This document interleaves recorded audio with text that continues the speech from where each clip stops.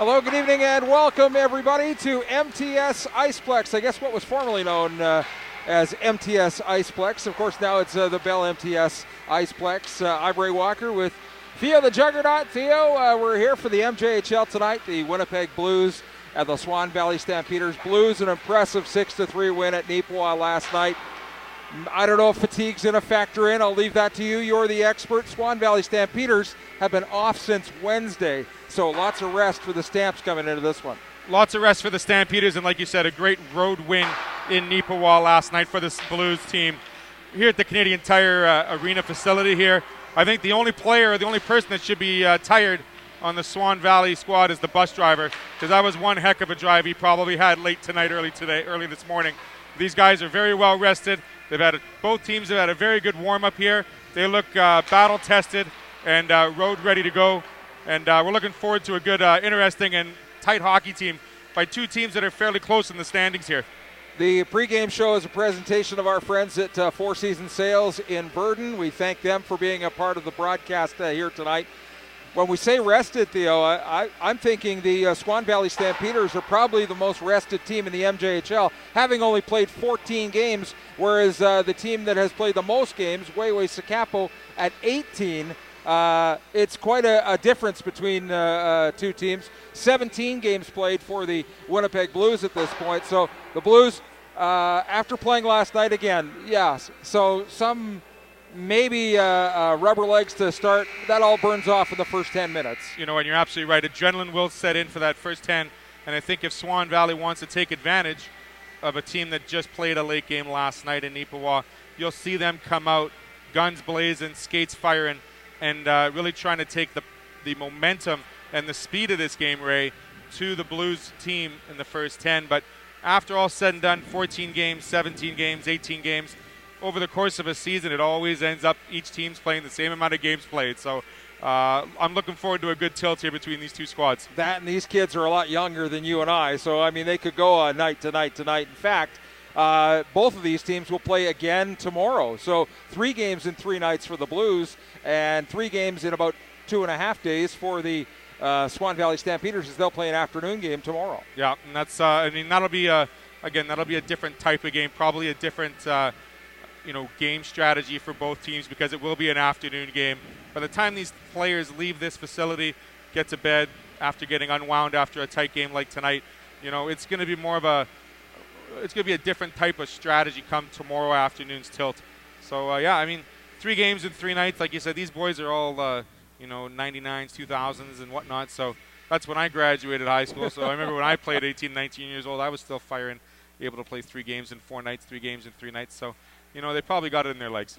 Blues not particularly happy this season with the start they got. I mean, they were hoping for something much better out of the gate. They fought their way out from the bottom and climbed over a couple of teams. Stampeders, I don't know if they've found where they're going to be yet. They could be world beaters at one point, and then they lose the games they're expected to win. You're absolutely right, Ray. And you look at the battle and the intensity of each game in and game out, and what every coach can only ask from its players is they put their best effort on the ice. And unfortunately for the Blues, they didn't quite come out of the gates as fast or as strong as they had wanted. But they are starting to pick up a bit of momentum, a bit of an identity creation perhaps maybe for this Blues organization. You're seeing their amateurs following their veteran qualities from their older players, and they're starting to build more of a chemistry. I mean, we're only, like I said, 17 games into into the season. So I think you're seeing those chemistries built, and especially for Swan Valley, I mean, those players themselves, I mean, they're still looking for an identity. They can be crushers, they can be sleepers, they can beat a top team, they can lose to a lower team. It all depends on which team shows up at the rink and ready to play. New head coach and GM, of course, in Swan Valley with Torrin White. He comes from the Ontario side of junior hockey. And Billy Keane, local, homegrown guy. So one really familiar with the MJHL. Billy knows what it takes to win. Torrin might take a little longer to find the path then for his team. Again, looking from the different type of upbringing from an Ontario side compared to the homegrown Billy Keane. I mean, you mentioned Billy's name in and around Winnipeg, and it's almost second to none. What he's done for this, for the city of Winnipeg, what his family's done for the city of Winnipeg, and what he's done for this Blues organization in recent years. And Torrin himself, I think it's more of a benefit for him perhaps because he comes in as the new guy. And he doesn't have any expectations, perhaps, but more importantly, he's able to set up his process, his strategies, and how he wants to see his young players play as a group and become a stronger team in probably year 1, year 2. So maybe for Torn, not so much of an expectation, rather more of an opportunity to continue or build a process for this young Swan River team. Billy Keene has a bit of an uphill battle too, because most of his players, Winnipeggers, hard to trade Winnipeggers if you wanted to trade for other players, because most players don't want to leave their home situation. But I think with what Billy's got here in the operation right now, I think they're starting to turn that corner really quickly. I think they are too, and like you said, if you want to be one of those marquee players from Winnipeg, you don't want to leave Winnipeg. And not the demographic, but the outline of the MJHL has changed considerably over the last 10 years, where there used to be 4 or 5 teams within the Winnipeg area. And there's now 11 teams, and I believe most of them are outside in rural Manitoba. So for a player that's living in Winnipeg or has the opportunity to play in Winnipeg, they should be very fortunate to have that opportunity to play junior A hockey here for Billy Keene and the Winnipeg Blues. So it should be more like a, hey, you know what, I've got this opportunity. I should take 100% of this opportunity and run with it. You're watching the Manitoba Sports Network. We're live from Bell MTS Iceplex in the Canadian Tire Arena. Ray Walker and Theo the Juggernaut ready to bring you the Blues and the Swan Valley Stampeders. The netminders tonight, Jeremy Link will go for the Blues, and the veteran, Brett Evans, will go for the Swan Valley Stampeders. And Brett Evans has pretty well carried the mail for the Stamps for most of the way here this season. And Jeremy Link pretty well has the number 1 nod since Nidzeko was dealt a little earlier this month. That's right. And for both of these netminders, the forwards and defense are going to look for great positional play by both goalies, a control within the pipes, and really setting the tone for how well the puck isn't going to cross that red line for both teams. And you expect both these goalies to have pretty good games, and it's going to be mostly based on how well they play is going to relate to the outcome of the final periods. Swan Valley has lots of speed. I certainly saw a lot of that covering the Wayway Wolverines earlier this season. We played the Stampeders a number of times. Stamps can turn it on real quick. Blues are no slouch in that end either. If they have to play a speed game, they'll play a speed game. They will, and I'm noticing over the first 20 minutes here during the pregame, those Swan River players are a little bit smaller in size, but man, are they quick. And the finesse game that they were showing around could be an advantage, maybe, but all in all, you have to look at how many shots you're going to get on goal. And if there's one too many passes, that might be something that might be hinder their outcome here come through the first 3 periods. For the Blues, I mean, if they can play a fast game, great. If they can play a bump and grind game, they have to. And I think they should take advantage of that size here tonight, because they know you're going to play the guys they're playing tomorrow afternoon again. So you know what? Let's bump them to the ground. Let's do what we got to do. Let's take care of business, and let's get the W. The best teams are always led by their best players, Theo, and that's certainly the case this season. The returning veteran at Swan Valley is Keaton Jamieson. He wears the C this year. He was the assistant last year, and they really look up to Keaton Jamieson, so he gets to lead his team. He's not leading the scoring, but that's not as important as being a leader on the ice for the young Swan Valley squad. Whereas Dexter Kuzik, number 3 in scoring in the league, and he's leading his franchise as well. Tale of two sides here, really, like you talked about the Swan River captain this year. Keaton really not doing, as well as he would want to do in the points department, but is what he's doing in the locker room, what he's doing on the bench, how he's helping these youngsters really understand the chemistry and the process to what they're trying to do as a Swan River Valley team. And like you said, South Blues, I mean, they've got a lot of veterans. They've got a great set of veteran qualities, and they've got players that are supposed to be leading this league in points, and they're doing so. So, I mean, it's 2 different sides. You may not catch everything that they're doing on and off the ice, but most certainly they're benefiting each other's teams. Put your coach's hat on. What kind of game would you play coming into tonight? If you're Billy Keene, you're coming off a hard-fought win, but that's a positive. That's not a negative. No, you want to build on that 6-3 victory from last night, and if I was Billy Keene, I would do just the same. I would come out of the gates matching speed for speed. I'd probably use my body a little bit more. I would like to see, I'd probably play a little bit of a dump game for the first 4 or 5 shifts to see how well their breakout works. I mean, chances are you might catch a couple of mistakes, and I think Billy Keene's team would be more advantageous on those mistakes.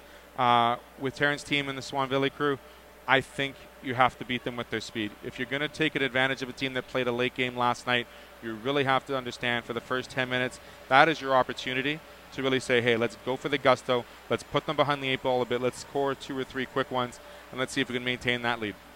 3 other games on tap in the MJHL tonight. We'll keep an eye on all of them and pass along scores as we get them. Just a quick thought on Braden Pettinger night that's taking place in Wayway-Sakapo.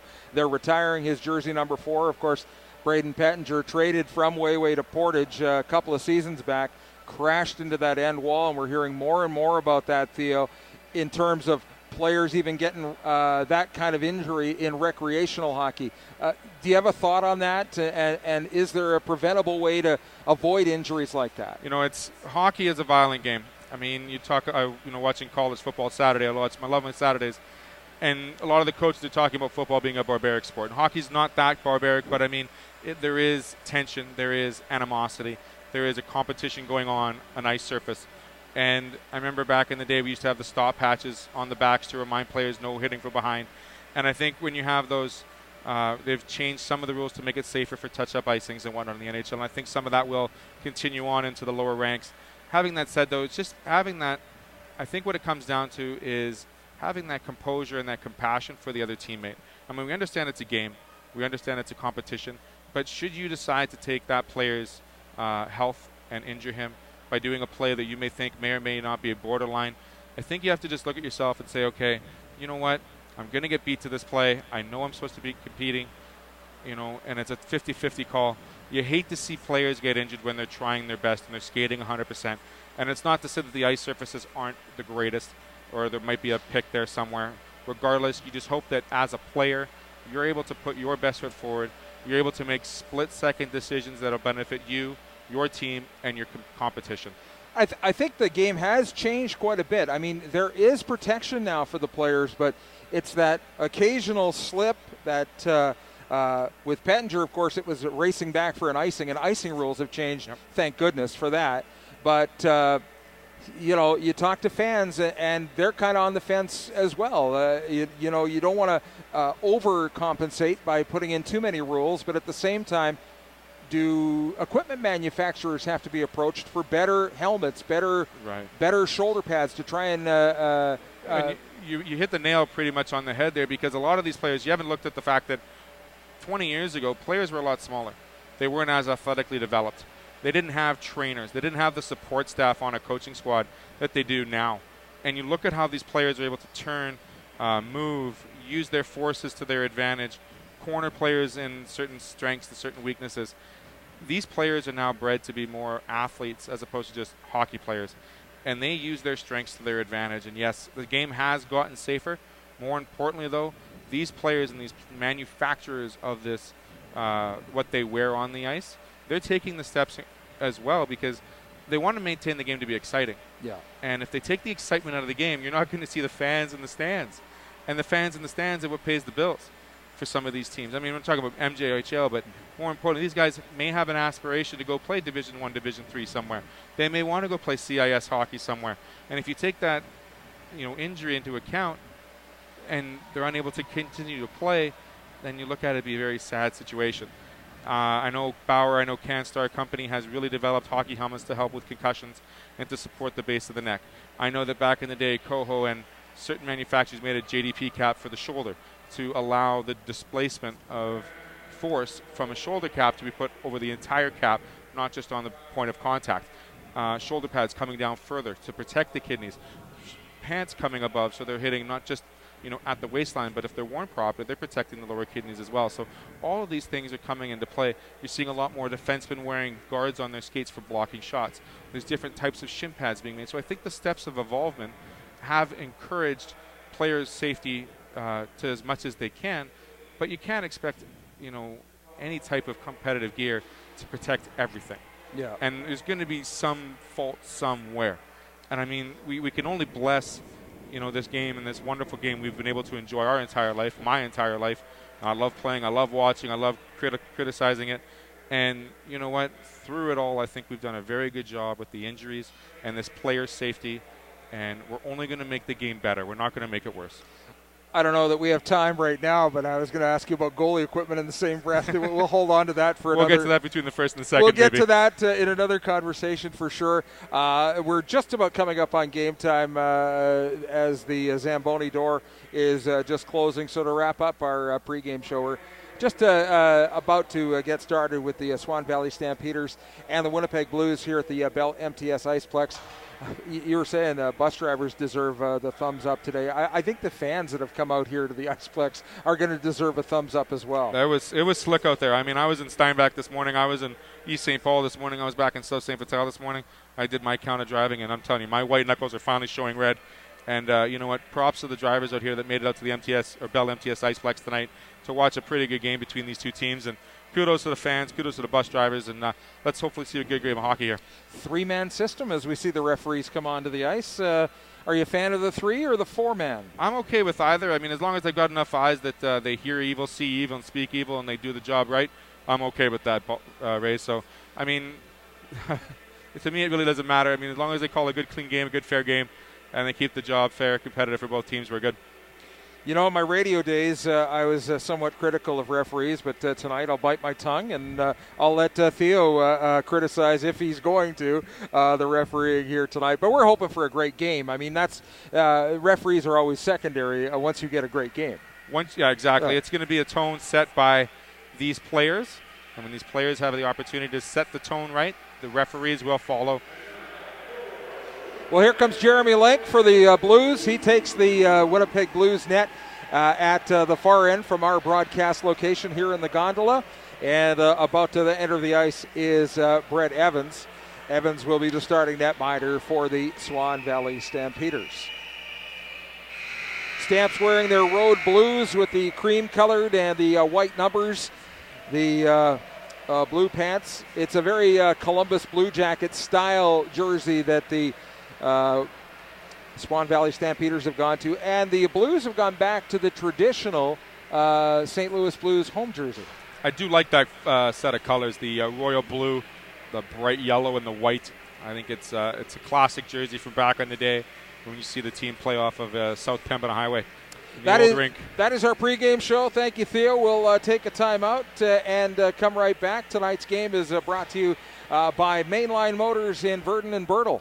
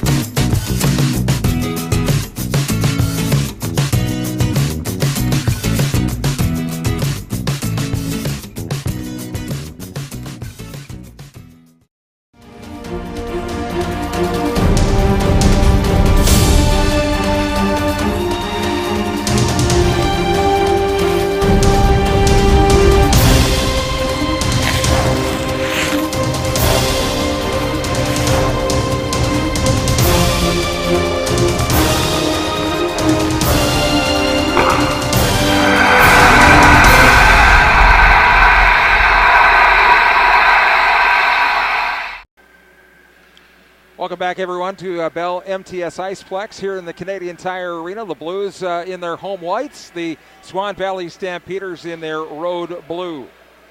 As we are set for the opening face-off. And Ray, just a quick note before we start. Number 15 for Swan Valley, Jacob Bresnilian, does not have his name on there, but we believe it is him. So for the moms and fans, the family, that's number 15, Jacob. As the opening face-off is won by the Stampeders, the Blues counter at the blue line and bring it back into Swan territory. Quick shot right on, and Evans will make that save and hold on. As McGilvery came over the line, that quick release from Joel McGilvery, the veteran with the Winnipeg Blues. Osadik into the face-off circle for the Stampeders. Didn't win that one, though, as the puck goes around the back of the net. Holding on to it there. Stampeder defense tries to move it up the wall. Connor Navrot battling there. Navrot kicks it through the middle. And the Stampeders are on the move. Up through center. Osadik tried to get a shot there. And a nice recovery by Jeremy Lake as he kicked it to the side wall. The Blues on the move now. They get it back to center. Up and over the center red line. Inside Swan Valley territory. Poke check there. Alstad was looking for a little help. Didn't get it, and Sudam will send it to the near side wall. Keaton Jamison trying to fight off the forecheck. Gets it out into Blues territory and chasing it down into the corner. Boy, that mesh is tough to see the puck after it comes close to the wall. We'll try and call it as best we can. There's a chance out in front. Jeremy Link down on both pads to put the cover over top. He holds on for the faceoff. I think we have our first penalty here, Ray, going to the Blues. Let's see who's going to the sin bin here for 2 minutes or less. Looks like a hooking call, number 5. Michael Ladyman. So Ladyman first to the penalty box, and power plays are, of course, brought to you by our friends Melanie Bowen Athletic Therapy in Winnipeg, and the penalty kill, of course, for our friends at Fair and Fitness in Ile-des-Chênes. Puck down inside the Swan Valley zone as they'll move the puck to Keaton Jamison. He uses the far side wall. Carried in there by Shane Roulette. Knocked back out. Blues get it out of their zone in a hurry and make changes. As Dalen Smallchild will fire that puck. The distance, actually, McGilvery is back to get it in behind the Winnipeg Blues net. Sends it to the side wall. Blues clear it to the line but not out. Smallchild with it. Moves it back and forth. Top of the face-off circle for Keaton Jamison. Sends it down deep. There's a chance out in front. A nice block shot there. Puck rolls back into the corner. And along the far side wall. Kept in by Roulette. Roulette put it down low. Mann looking for it out front. He couldn't get the puck to sit flat. Goes around the back of the net. Now along the far side wall. Navrot trying to drive to the front of the net. He's knocked over in the process. The Blues are able to clear the puck down the ice. And Evans will stop it and set it up for his forwards. Great job by the Swan Valley team. Down low below the red, getting a couple good chances. Blues were able to ring it around the boards the way they should have done about 20 seconds ago. As the Stampeders carry it inside the zone, Bazarab lost the handle on the puck. Evans will slow it down once again. The Blues in hot pursuit.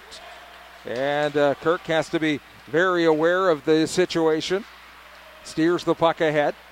Osadik trying to put it back to the front of the net. Couldn't get it there. Puck bounces to Sudam. Back inside the Swan Valley zone. Sent far side. Carrying it up is Townsend. Inside the Blues zone, they regain the puck. And carry it up through the middle. In over the line, a little soft dump pass, and there's a shot right on Evans. He uses the blocker and the catcher effectively, pulls the puck under control and holds on for a faceoff. Good penalty kill by the Blues here. Kept everything most to the side. No problem for the keeper there in the white to take care of any shots. Like I said, 2 or 3 good scoring chances below the Reds, but whatever chance there was a puck to get rid of, defensemen did their job properly. Wiltshire won the draw. Here's a shot from the point. That one's deflected. Perreault sends it around the half wall. Stopped at the blue line. Block shot there. Navarro got in front of it. This is Charles. Tristan Charles tried to lift it up. He took a bump there from Kuzik, but was able to clear the zone. Blues back in their own territory. Back in behind Jeremy Link. They'll come out the far side wall. Sent up through center. It's intercepted. And the Swan Valley Stampeders take over. In their own zone, that's Perreault. Kuzik took it away from him. Sends the puck to the side wall, top of the face-off circle. Perreault has to hustle back. Chips the puck around to Charles. Hung up there, and the puck comes all the way out. Bayhun put it right back in. Evans for Perreault behind the net. Puck comes along the wall. Kept in there by the Blues. There's a shot. Kick save. Rebound try. Bouncing puck in the paint. It's cleared quickly. Now a shot through traffic. Perreault will backhand it, knife it to the blue line. Couldn't clear the puck, though, as it's kept in. That's Waddell. Sent up through the middle. Trying to split the defense was Basilian. Blues have the puck in their own zone. Trying to chip it out. Stampeders on the attack, though. Sent out in front. There's a shot from Townsend. Eludes Jeremy Link. It's 1-0 Swan Valley Stampeders. Great setup by Swan Valley there. We always talk about geometry in hockey. That was a triangle at its finest. Quickly out to that slot and let that shot go. Off the sideboards, down to the red, into the slot. 1-0 Swan River. Using their speed the first 5 minutes here to take advantage. They're doing some great things as a three-man unit up front. 4:59 the time of the goal.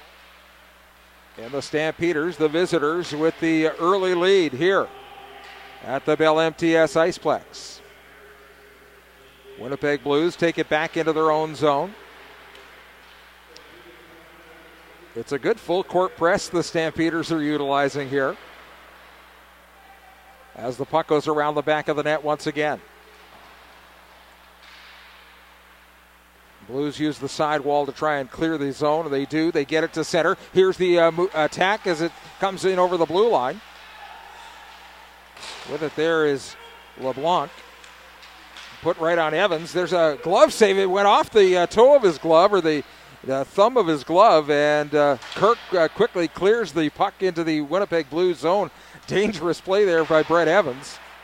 Almost a knuckleball just going over the top of the net there. Luckily, it didn't cross the line. Couldn't get the glove open enough, and it went off the thumb. Now Keaton Jamieson turns it around for the Stampeders, trying to split the defense. He's knocked over in the process, and the Blues will take possession once again in their own zone.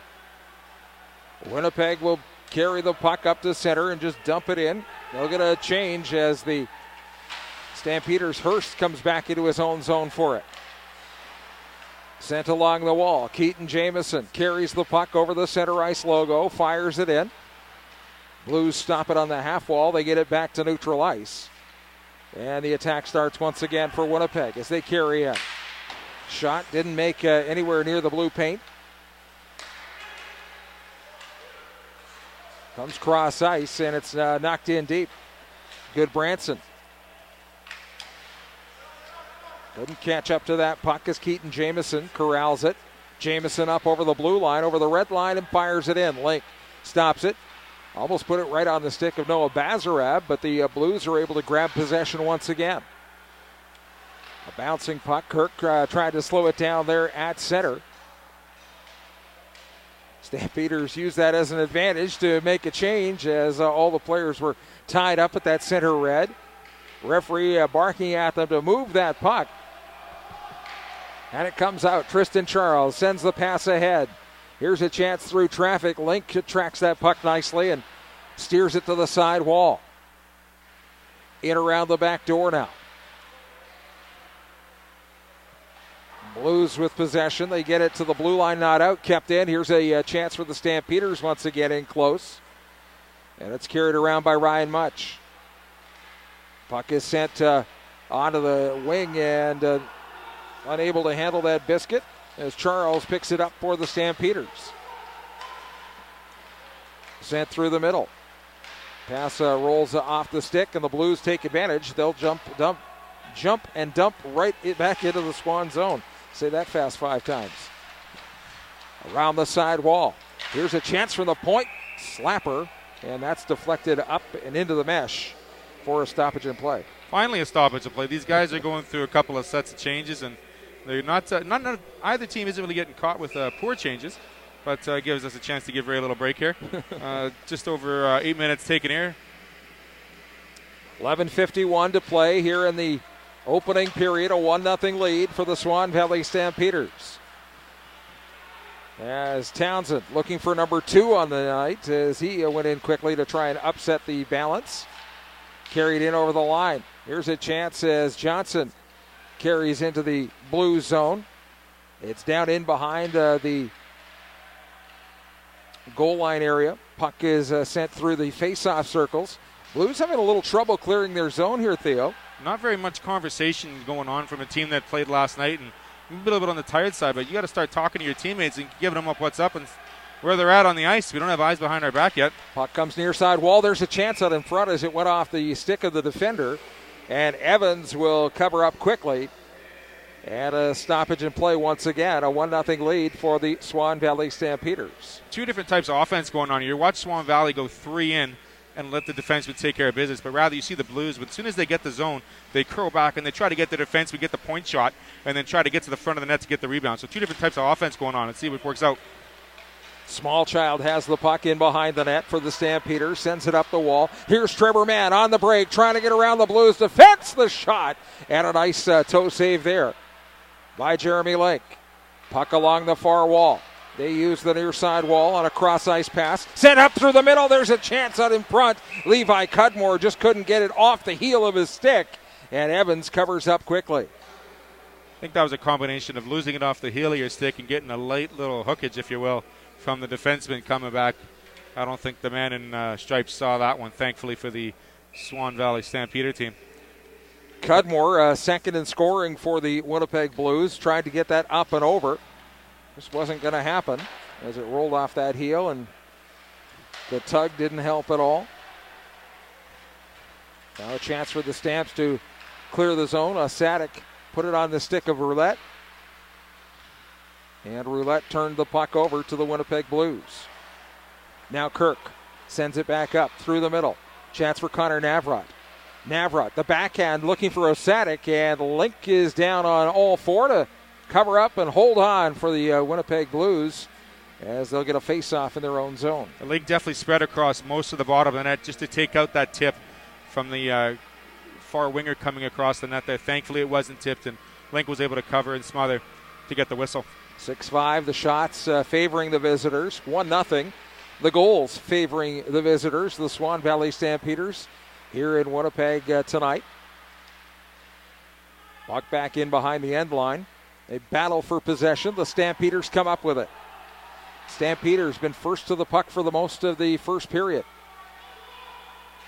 Roulette from the point. He just put it out in front. Link trying to find some camping room in front of that net to try and move some players around as the puck rolls all the way back down inside the Swan Valley zone. Goodbranson had it roll off his stick. Connor Navrat will chip the puck all the way down the ice. Blues chase it back as Riley Cusick will come up with it. And will effectively launch it back right down the ice. That'll be an icing with 9:37 to go here in the first period. 1-0 Swan Valley. We touched on it earlier there, Ray. The speed of Swan Valley in the first 10 minutes, definitely effective against the Blues here, especially in the neutral zone and their attack zone. They were able to break out of their zone with ease almost, keeping the puck wide and then finding that center and cutting to the neutral zone. So let's see if Swan Valley can continue that here. There's a hard shot by Tristan Charles, right on. You heard the thud through our microphones as Jeremy Link made that save. Puck around the back of the net once again. Stampeders can't hold on to it as the Blues will bring it back to center. Goodbranson stripped of the puck. Here's a chance for Perreault. Carries over the line, top of the face-off circle, sends the puck down low.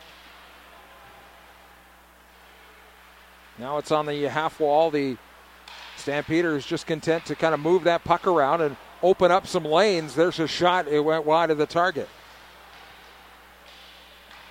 Back along the wall. Goodbranson trying to hold his man in place. Referee not really wanting to blow the puck dead as it comes back to Smallchild. He sends it back in. Dawson Waddell just puts it down into the end line, and it's turned over to the Winnipeg Blues. Heads up. There was a train coming down the tracks, and it was avoided nicely by Kyle Wilshire.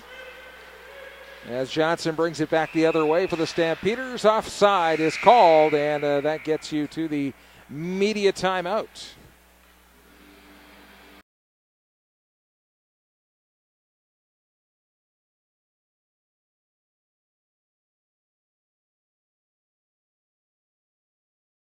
Call 888-515-3472 for information on a great deal on a newer used car.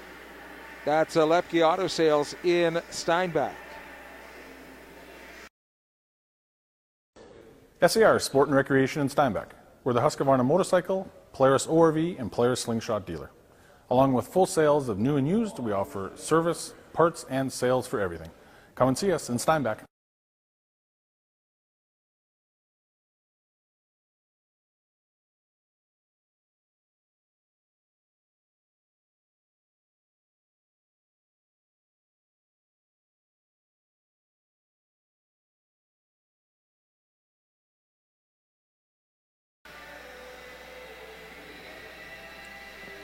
Welcome back, everybody, to the Bell MTS Iceplex. As the face-off is won by the Winnipeg Blues, it's inside their zone. Sent through the middle. And the Blues will just launch it inside the zone. A penalty is coming up. It'll be a hooking call. And immediately the Swan Valley Stampeder player goes to the box. I always like that when the player knows exactly who's getting that penalty. When that stick becomes parallel with the ice, chances 99 times out of 100, that's going to be called a hooking or some sort of hog tie call. Easy one to make. 2-minute power play here, brought to you by Melody Bond Athletic Therapy. Puck back to the point. Moved around quickly as the Blues try and capitalize on this man advantage. Shot through traffic. Didn't find net. Blues still with the puck down low. There's going to be another penalty as Sudam just cut the tree down right at the trunk. I think the mic picked that one up. I think so too, as LeBlanc is shaking it off a little bit. Matt LeBlanc is kind of just shaking that leg to make sure he's got some feeling in his ankles. Two-man advantage here. Quentin Sudam getting the penalty for the 2-minute slash. And I know Halloween was just around the corner, but, I mean, that was pretty wicked. Navrat was into the face-off circle, but he lost that draw. The Blues will take possession here. Alstad trying to move that puck around. Alstad with it now. Sends it back to the far side. Levi Cudmore is out. Check that. That's Bartlett that is out there with him. Winnipeg's got to isolate one man up top. They're just passing the puck back and forth between two guys, and they're both covered on the D point. Kuzik sends it through the middle. Puck comes back to the point. Sent down low as LeBlanc looks for an opening. Can the Blues open a lane? Here's a chance at the front of the net. No, they go through the paint, and nobody can get a stick on it as LeBlanc. We'll move it around again. They crush it down low. Alstad sends it to Bartlett at the point. And great save by Evans. Evans just kind of dove at that puck. Now it's sent cross ice once again. Sent down low. LeBlanc had it roll off his stick. Alstad couldn't get a handle on the rebound as Kuzik comes back to pick it up. Dexter Kuzik moves it back to the point. Sent for Alstad. Cross the ice. There's a slap shot wide of the target. Alstad again. Bartlett, who had a pair of goals last night. Nice save and a nice bat away by Brett Evans as the puck comes back to center.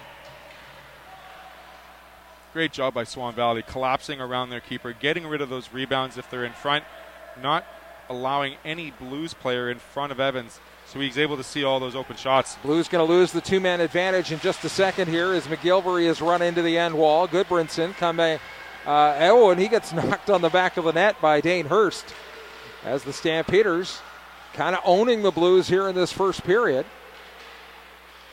The two-man advantage not really successful, and Link has to jump on top of it and hold on, and that's got to make Torrin White, the head coach and general manager of the Swan Valley Stampeders, really happy.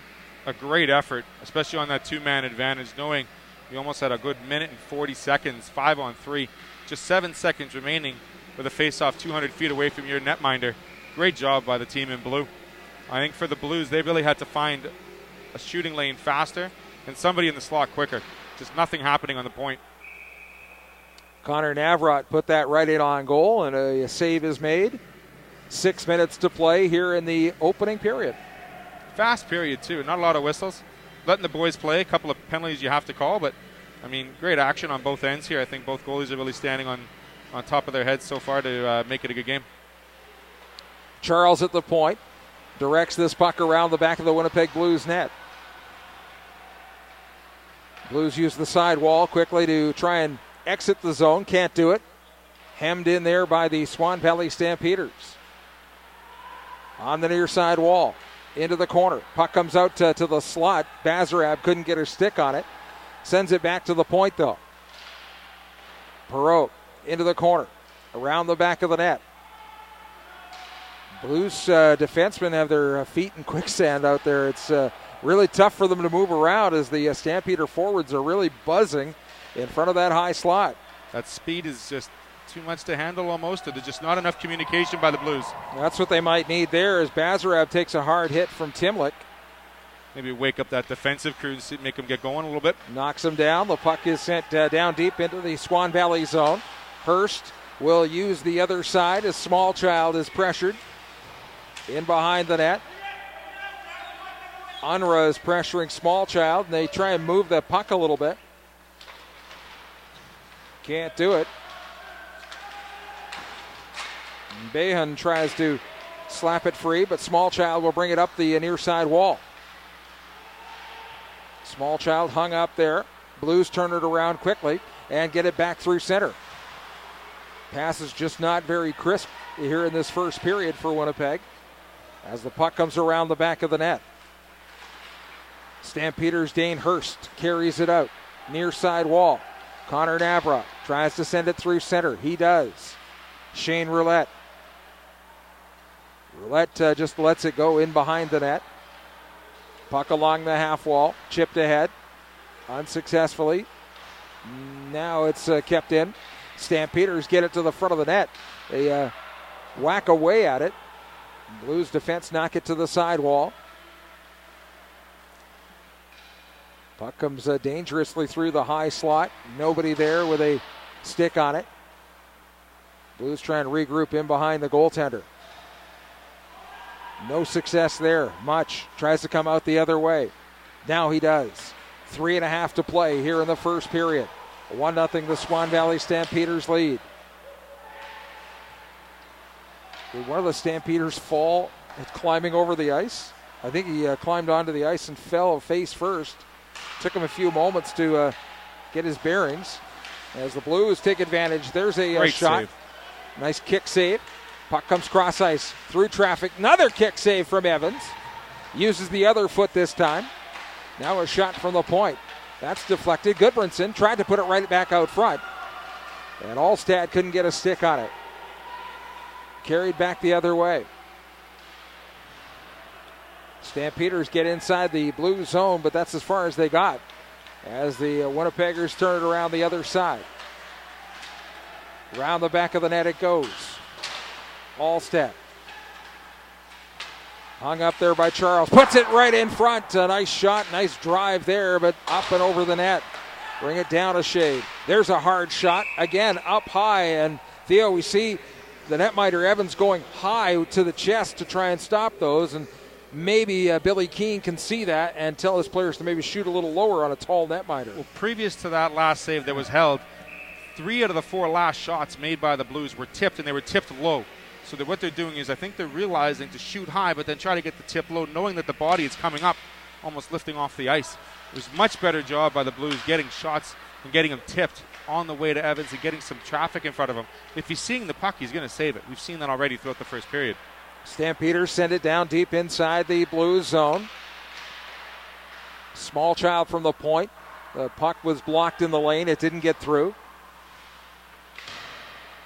Now along the side wall, it's chipped through center, and McGilvery couldn't get a stick on it. Back the other way, saved by Link. It was in behind the net. Blues trying to maybe eat some clock here and get out of this period. Minute 55 left here in the first. There's a high shot.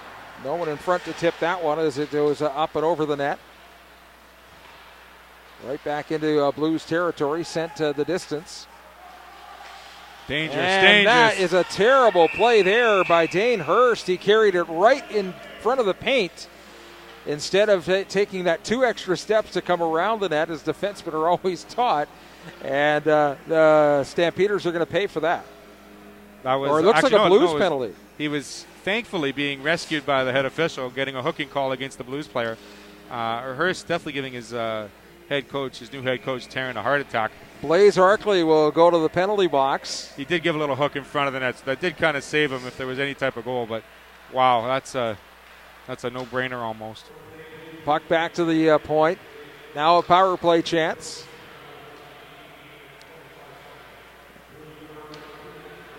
Puck sent back and forth. Sudam has it. Quentin Sudam looking for an open lane. Comes cross ice.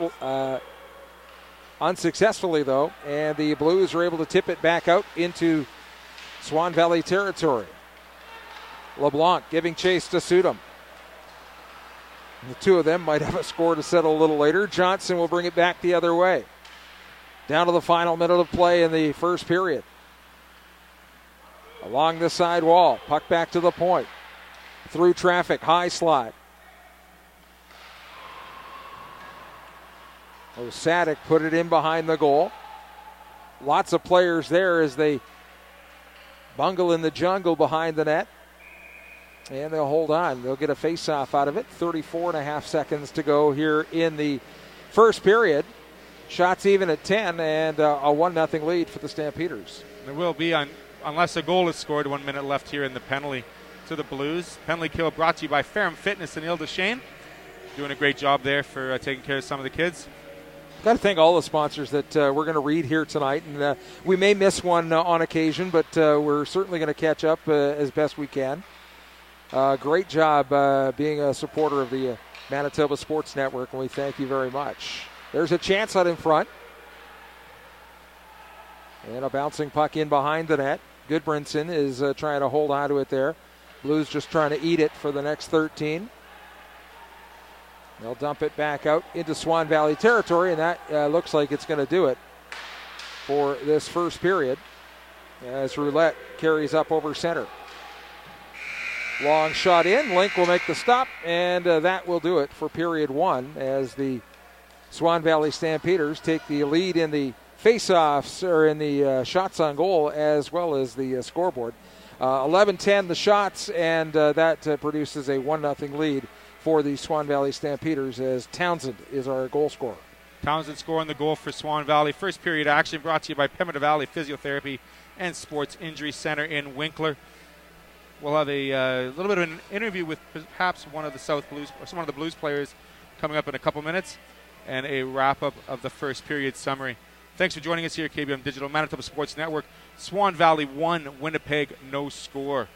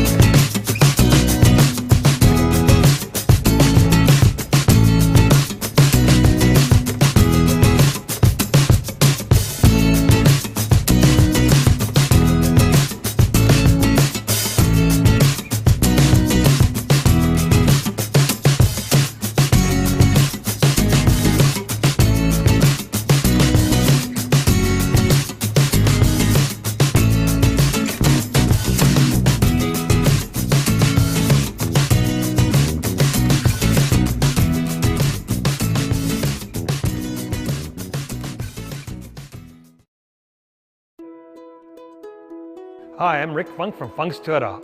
Our family has been in the automotive business for over 45 years. That's 45 plus years of looking after customers. We have a top worldwide recognized product that we are proud to be a partner with Toyota Canada. Every new and used vehicle is negotiable when it comes to purchasing your vehicle here at Funk's Toyota. Our staff of many years is very knowledgeable and will help you, not force you with your buying decision. There are no hidden fees and no pressure tactics. Not only that, we promise what we deliver and have one of the best used vehicle warranties in the business. Our staff love to serve and you will feel like family after your first visit. We are not perfect, but we love to please here at Funk's Toyota. For those of you that have experienced our Funk's Toyota family way, please share it with others and like us and share us on Facebook. We are proud to be a sponsor of the Manitoba Amateur Sports. Visit us online at www.funks.toyota.ca.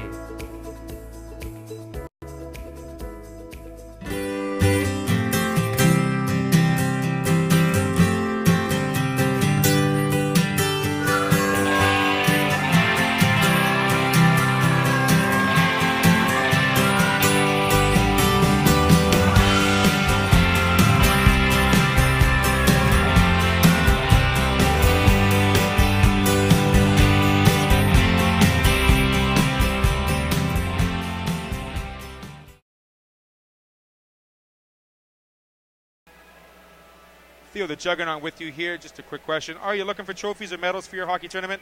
Then you got to call CM Engrave today, 204-224-2416. They have the best prices in Manitoba. cmengrave.ca to get some information via the web. They ship all across Manitoba, and you won't be sorry you called. With me in the sort of press box here at the Canadian Tire Ice Rink, Kelton Sutherland here, second-year player, sophomore if you will. Kelton, thanks for joining us. How are you doing today? I'm doing good. Wishing my team was winning in the first period, but we're only down 1-0, and I think we can come back. I hope so. I mean, it's only been first period. I mean, how would you assess the play of your fellow teammates? Slow, not so slow? What were they doing really good today? We started off all right. We had a 5-on-3 that we probably should have capitalized on and tried to even up this game to make it 1-1, but we got lots of time left in the hockey game, and I think we can pull this one out if we play our game. Sure thing, Kelton. 40 minutes to go here in this game. Last night you guys were playing in Neepawa, right? And you guys won 6-3. How did that game? What was the key to success last night for you guys? We came in slow off the start, had the road legs after a bus ride out there, but our goaltending played well, and a couple of our key guys, Dexter Kuzik, Levi Cudmore, Matt LeBlanc, and Bartlett all had good games and led the way, and we had a strong finish.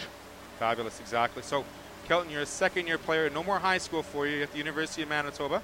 Yeah. I understand you're taking sciences. Mm-hmm. How are you able to, work both the school and the traveling in the junior A program? I know it's pretty intense to be out of town so many days. Are you able to handle the workload and take care of school at the same time? Yeah, you just got to plan your schedule right, which I don't do most of the time, but you got to be cautious with your time and use it right, but keep things intact. Student athlete, great aspirations for you. Hopefully you get to keep around, hopefully get healthy real soon. Thanks for joining us, Kelton. Any big plans for the rest of the year, just besides getting healthy and helping your team out? Get back as quick as I can and help the team do well. Right on. Kelton Sutherland with the Winnipeg Blues. He's sitting out tonight. 1-0 the score, Swan Valley over Winnipeg. We'll have a first period sum up, wrap up for you in just a second.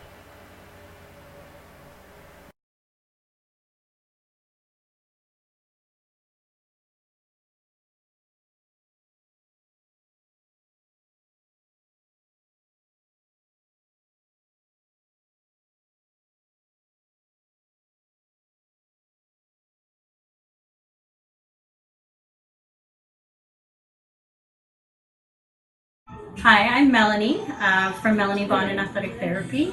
I deal with rehab here, and one of the treatments that I use is massage, some mobilizations, and there are many other techniques that I take care of to help heal injuries. I treat sports injuries, workplace injuries, motor vehicle accident injuries, and I direct bill to MPI, WCB, and other third-party insurers. Thank you. Come see us.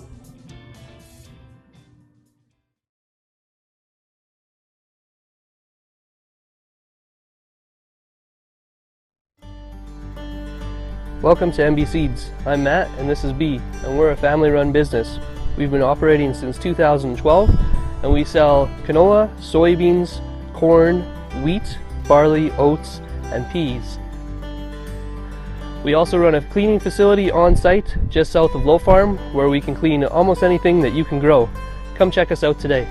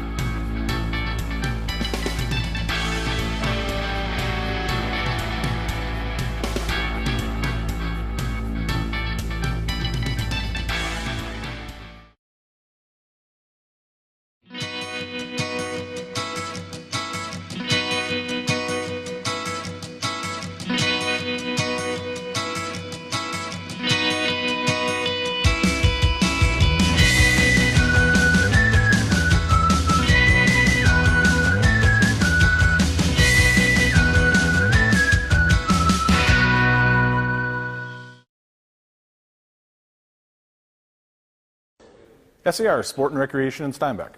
We're the Husqvarna motorcycle, Polaris ORV, and Polaris slingshot dealer.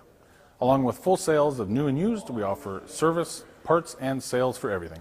Come and see us in Steinbach. Hi, I'm Nick Hatley. My name is Jacob Carls. For all your AAA hockey scores, news, and live at Game Action this year. Check out Manitoba Sports Network at Facebook, YouTube, and Twitter.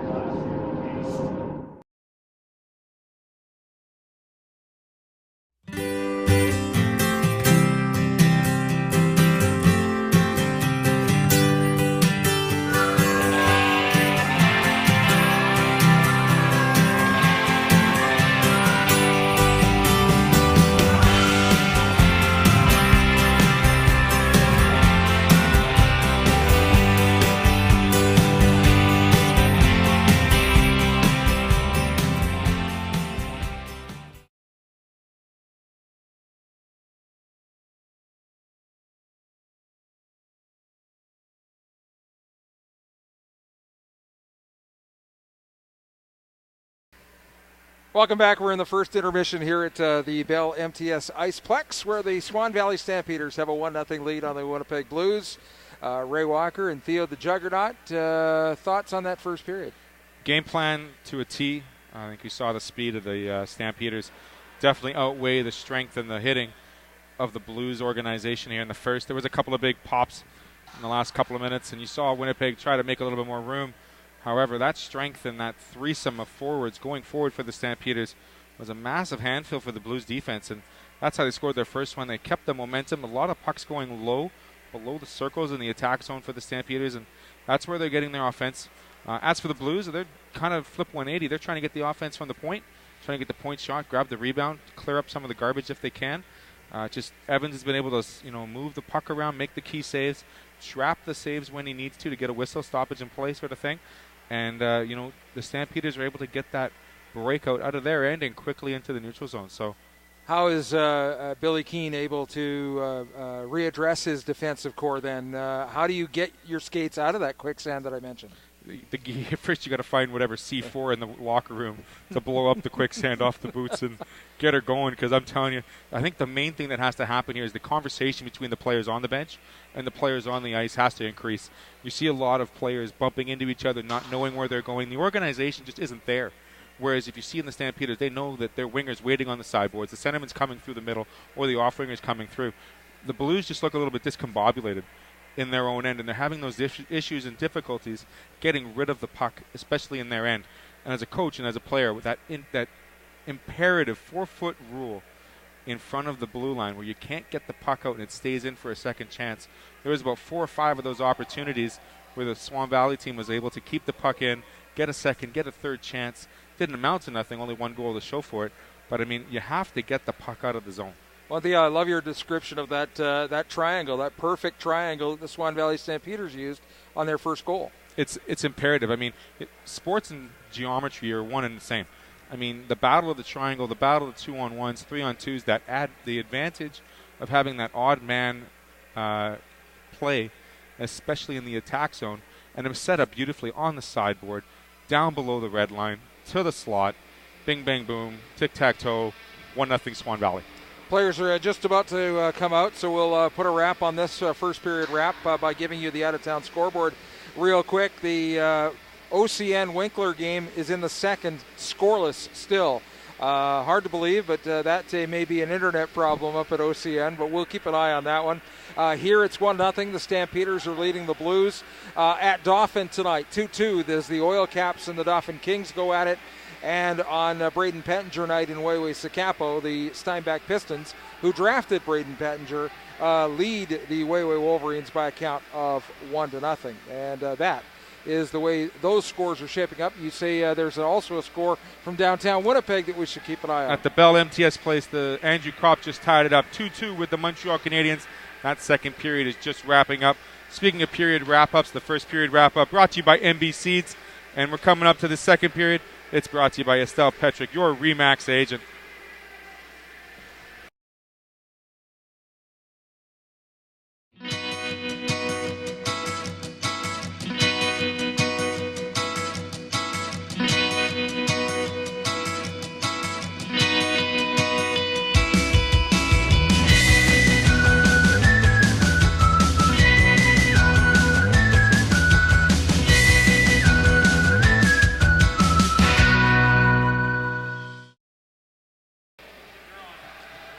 Getting set for the opening face-off of period number 2. Welcome back, everybody. Ray Walker and Theo the Juggernaut with the Blues and the Swan Valley Stampeders. Yeah, the Stamps take over possession very quickly, as they did in the first. Bring it right down into the blue zone. Try and squeeze that zone in a little tighter as the Stamps are on the power play for another 5 seconds. They'll try and get another shot here as Sudam sends it cross ice. That's intercepted. Cudmore put it to the side wall, but Navrat took it over. There's a chance out in front. Roulette couldn't get the stick down. And Cudmore will try and clear to the line. He clears it to the blue, and Timlick will follow up. Dishes off. LeBlanc carries the puck in the zone. LeBlanc right in on goal. Evans tracking that puck nicely around the back door. Puck comes to the high slot. We got a break here. And like a 3-on-1. Back the other way. Stampede. Very nicely broken up there by Bartlett. And Allstat will send it right back inside the Stampeder zone. Blues on the attack. They try to slide it under. Did it go in? I think we're going to have an... nope, didn't go in. I heard cheering. The fans are as questioning as I am, but Evans is able to shut the door. I think he was Hasek swimming there, trying to keep his pads kind of perpendicular, and then it became parallel to the goal crease. So still remains a 1-0 game. Great job by Evans taking away the bottom part of that net. I often wonder why forwards don't just try to lift it upstairs where Mama hides the cookies. I mean, it's 4 feet of gaping net there. Give her a shot. You know, and it's a shame that kids of today's hockey generation will not know Dominic Hasek. Oh, my gosh. What an experience that one went in. A shot from the point from Bartlett, redirected. Evans, no chance on that one, and the Blues have tied it up. It's 1-1. 1-1. The active stick. It looked like a meaningless shot, just a quick little dump in, but all good things directed to the net come to an end. And the Blues are on the board here, minute 20 in. 1-1 score. Let's see who gets gets credit for this goal, whether or not it was tipped in front. I think it was just maybe misjudged by Evans, the goaltender. Might have just got over his right pad into the right side of the net. If it's Bartley, he continues his hot hand. He scored a pair last night. It is Bartley, so he's got 3 in his last 2 games. The defenseman continues to try and climb the ladder for the Winnipeg Blues in the scoring race, as it's kept in by the Blues. There's a shot wide of the target by Goodbranson. Back to Bartlett. A shot over the net. Held onto by the Blues, and boy, did that ignite some fire inside the Winnipeg Blues bench, as they seem to be very crisp with the passing. Now a shot through traffic. Lane was blocked on the way by. Puck rolls to the side wall. Goodbranson trying to stick handle out of a phone booth there. Throws it cross ice. Here's a chance from Bartlett. Again, top of the face-off circle. Seems like Billy Keane found the C4 in the locker room. Hey, there's another one from Bartlett. That's 2. Where does it stop?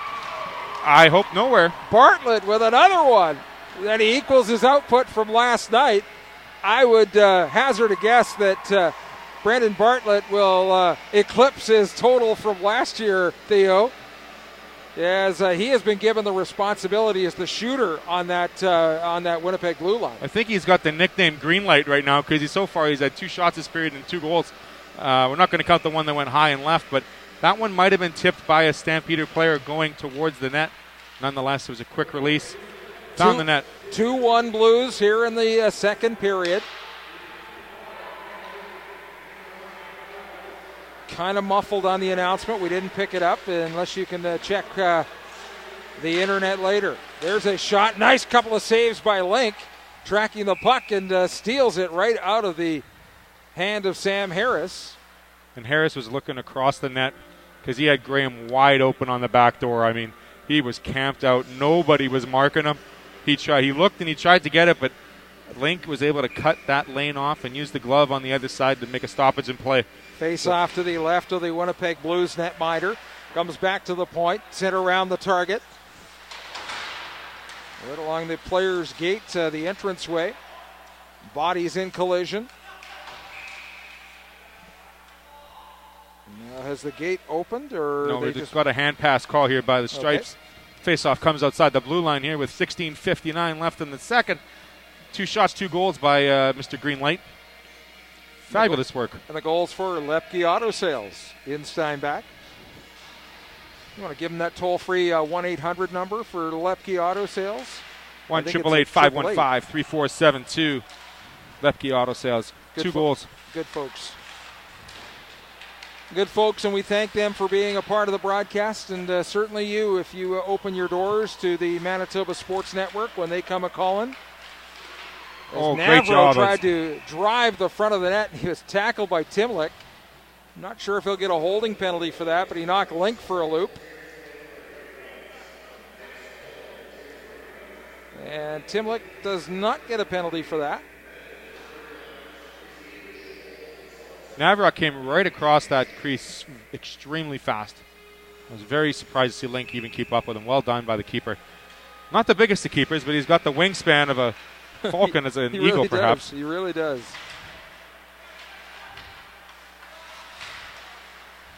He was up for a couple of games as an affiliate player last year with the Winnipeg Blues. There's a chance out in front. And cleared quickly by LeBlanc all the way down the ice.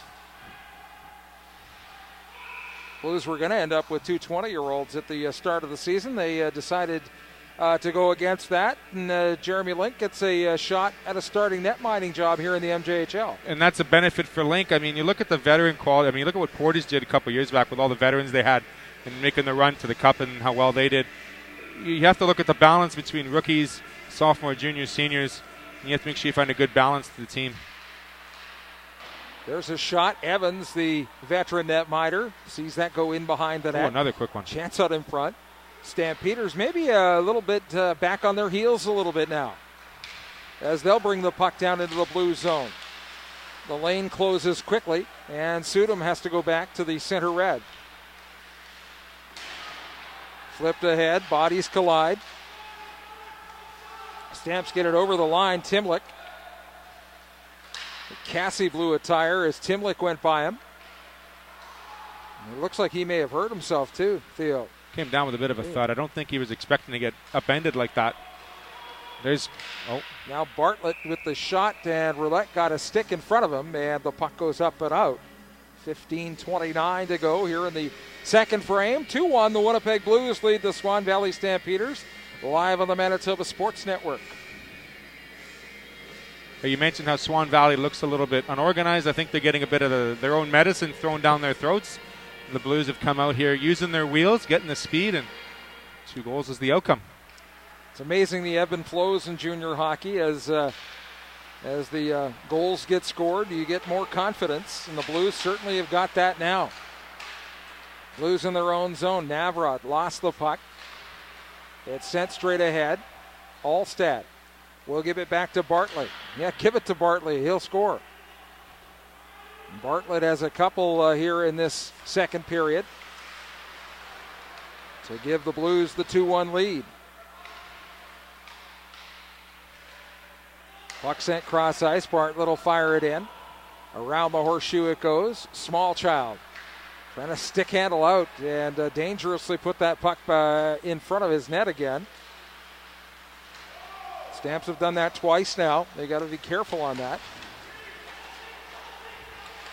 As Osadik will dish off. Connor Navro trying to get a shot. There's a point shot, goes wide of the target. Bartlett will lift it up. That one hit the fishing net here in front of us. So that'll be stopped for a face-off. It's 2-1 for the Winnipeg Blues here in the second period. 14:24 to play. Using these whistles to the advantage of the line changes. I mean, the second period, you've got that extra 50 feet to get across to get your own line change, and dump and chase is definitely a strategy to be playing here in the second, but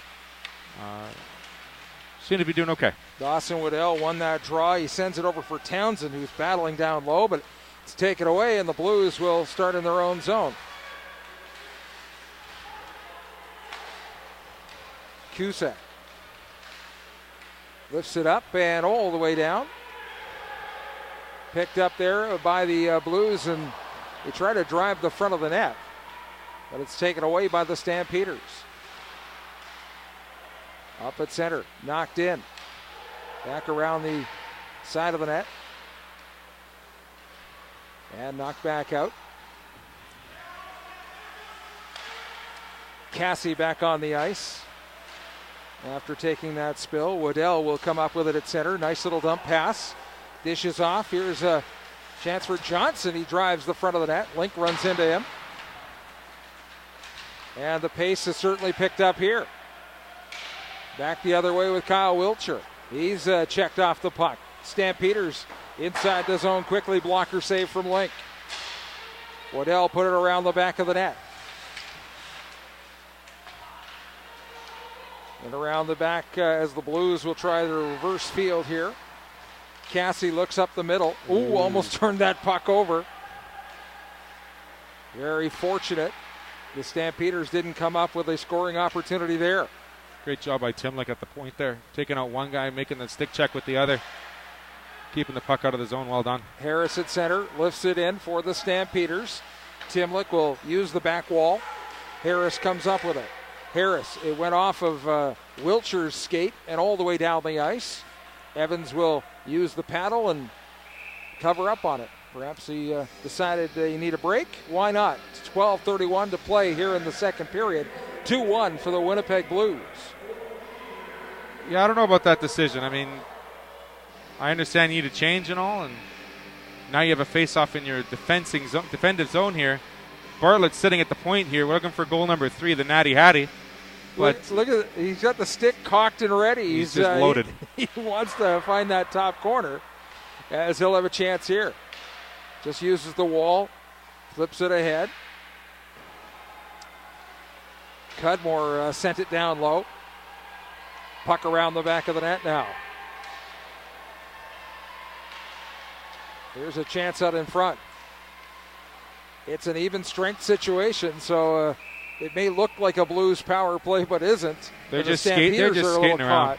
Looks like you have 5 Columbus pylons out there, and no offense to the Swan Valley team, they just look like lost souls right now. And Winnipeg's having their way, just skating, finding the lanes, the quick passes, the easy passes, and they're making tape-to-tape draws, 50, 60 feet long. And so if this is a heavyweight bout, you're saying the Blues have kind of bounced back from their opening period. If they were playing a rope-a-dope sort of thing in the first, they're definitely showing the thriller of Manila right now in the second.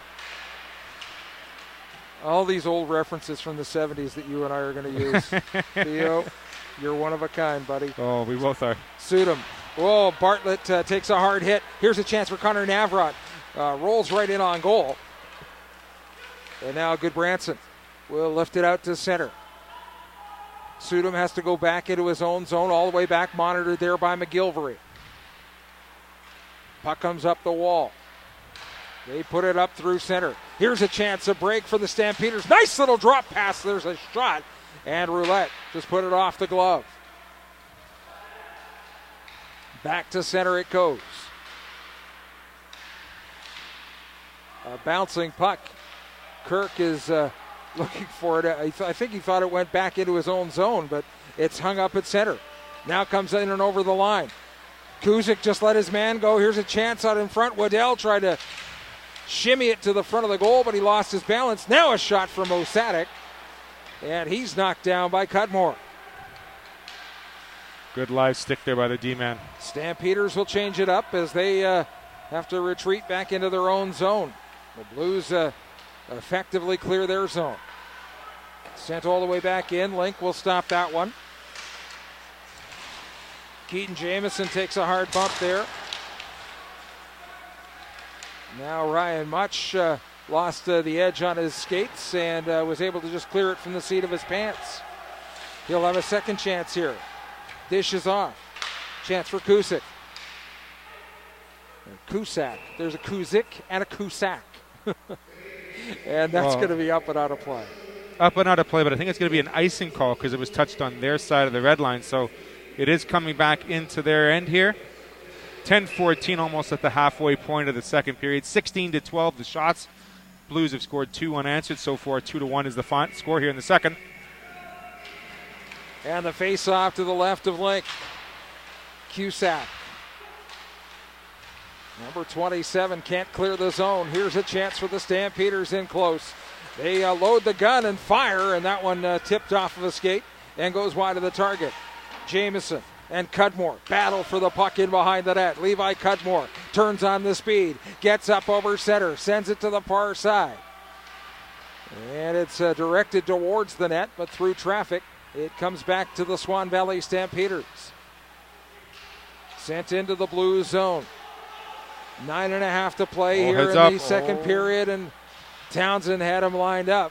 Also, LeBlanc had number 21 sitting at the far blue line, just waiting there. It's a pick your head up game, certainly in this day and age. You got to keep your head on a swivel.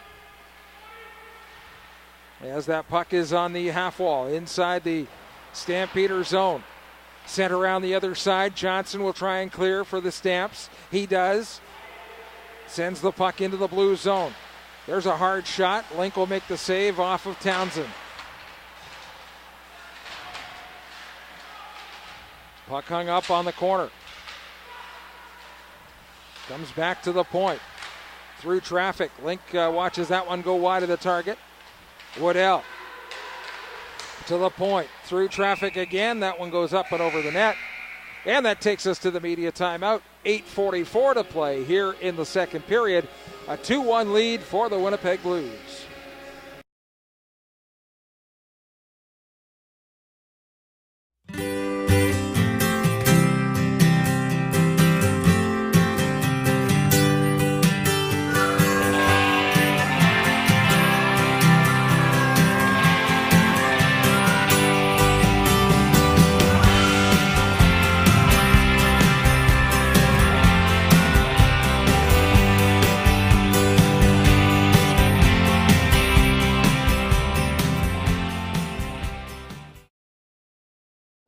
Hi, I'm Nick Hatley. My name is Jacob Carlos. For all your AAA hockey scores, news, and live at Game Action this year. Check out Manitoba Sports Network at Facebook, YouTube, and Twitter.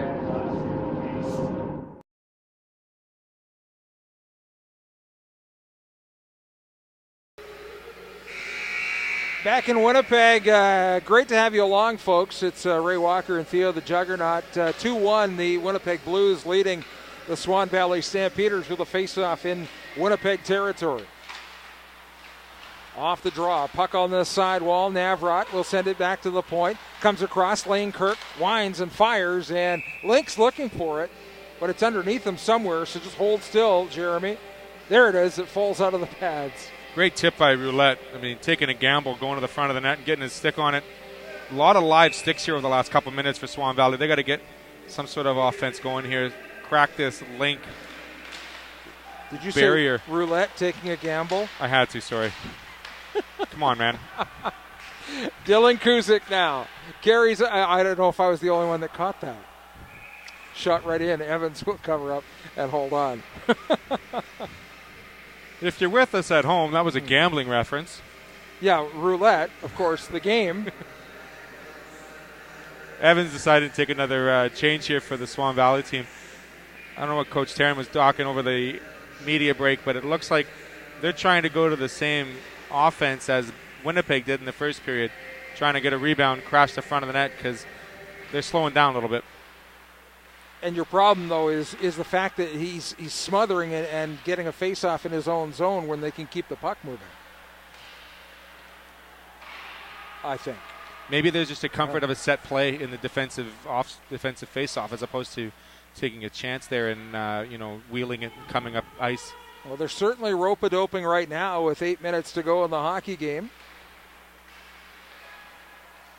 As the puck is along that blue line. Timlick lost the puck. Here's a chance for the Stampeders. Just one player in there. You've got to try and get another couple to help out as the puck goes in around the back of the net. Cassie is knocked down. Timlick is bumped. Cassie is able to get it around the horseshoe, and here come the Blues attack. Wilshire. He goes cross ice. That one skips up and into the Blues bench with 7.5 to go in the second, and we'll get another face-off right in front of the Blues bench. Trying to get a save there by Mr. Adam Swan there in the corner. He just dodged it out. Thankfully, it came about 4 inches from his head. Swanee's not playing very much. He needs to get the gloves going. Got to get some action there. Got to get alive on that bench. There's a face-off. Alstad tried to win it back, but unsuccessful as the Stampeders carry in. Bazarab with a tip in the air. Now a chance here is Jamieson. Comes back to the point. Wrist shot. That one got through the lane, and actually Link had to make a foot save on it. And advantageous bounce for McGilvery. He takes a shot. It goes up and over the net. Puck held up at the line, and there's a shot on Evans. He saw it all the way. He'll hold on. That one, a legitimate face-off getter for the Swan Valley Stampeders. 2-1 Winnipeg Blues lead with 5:56. Check that. 6:56. Sorry, we're looking through the fishnet here. No, 2-on-1 there with McGilvery taking the shot. Nothing wrong with taking the shot. The only problem wrong with it is he didn't hit the net. I mean, 2-on-1's got to be either a really crisp pass across, knowing that there's a shoe-in goal, or you got to take that shot and make sure you make the goal and make a save. That was an empty 2-on-1. Off the draw, puck back to the point. It's wristed wide of the target. That's a heavy crunching in behind that Swan Valley net. Kept there at the blue line. The Stampeders are able to get it back out through center and inside the blue zone. There's a shot. That one just goes wide of the target. Around the net it goes. Bartlett able to clear it straight ahead, and the Blues are going to get it back to center. Turned around quickly by the Stampeders inside Winnipeg territory. Johnson, a little backhander, a little blind pass look. And it comes back in behind the end line. Bartlett moves it around the corner. Ladyman will carry down the right wing. Ladyman lifts it inside, and the Blues will make a change here. As the Stampeders retreat back into their own zone, they send a long lead feed.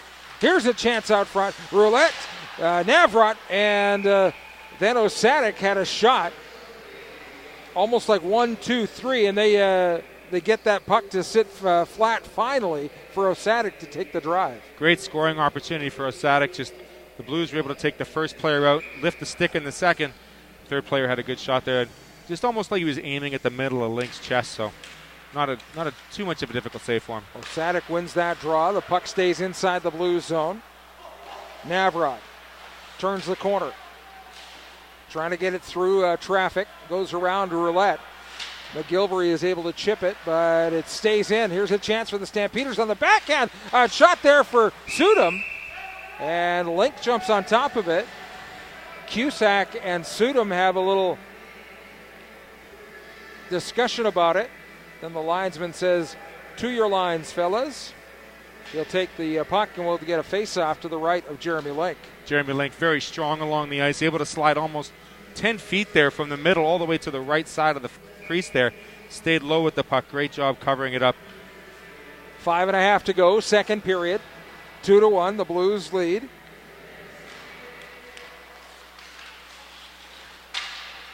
Timlick falls on top of a Swan player off the face-off, and the puck skips right back into center ice. Stampeders back there quickly. LeBlanc trying to bring it under control. He gets it inside the Swan Valley zone. Chases his man and puts the hit on. Timlick will keep it in. Send it around the back door. Puck is jumbled up there on the half wall and blown dead quickly unless it's a penalty. I think we get 2 minutes for holding. They were learning how to dance against the boys there by the Green Blade Lawn Care Center. Green Blade, are they a sponsor? No, they're just on the boards. Well, maybe we could give Green Blade a call. Just referencing the geography here. Number 5 is going to the bench. Tristan Charles. 2 minutes for holding was the call. So the power play is on, and the penalty kill. We'll acknowledge those folks once again real quick. Power play brought to you by Melanie Bonin Athletic Therapy. As the Blues bring it back into their own zone. Alstead leaves it for Bartlett. Bartlett carries the puck, goes to the far side. It's launched in quickly. And the Stampeders on the penalty kill will hold on and get a face-off. And that penalty kill for the Swan Valley Stampeders brought to you by Fairham Fitness. Both sponsors, thanks for helping keeping the kids and the locals healthy and strong. I know during the wintertime there's going to be a lot of injuries with snow shoveling unless you got the 45-inch snowblower helping you out today. Yeah, my snow throwers are named Tyson and Eric. There you go. Hopefully they're doing a good job back home. Mine's only 5 and 8, so they're a little too young. Here's a chance from the side of the net. Comes back to Bartlett, top of the umbrella. Now in close. Kuzik rips it home, and the Blues have a 3-1 lead. Dylan Kuzik. And for Dylan, that is going to be goal number 12 on the season. Sorry, it's Dexter, not Dylan Kuzik. Just a great shot, top shelf on the close post there. I guess he saw something. Looks like it was almost the blocker side. Is it the blocker side on Evans? No, glove side. It'll my be bad. The glove side. So he had his glove a little bit low there, and he just right where Mama hides the cookies, top shelf, baby, off the bar and in, bar down. I think Bartlett is really effective on that point power play. The way he quickly moved the puck to Kuzik, who saw an opening. He's definitely drawing an opponent quicker than normal. Link out of his net, dangerously backhands the puck around the net. Keaton Jamieson was in hot pursuit.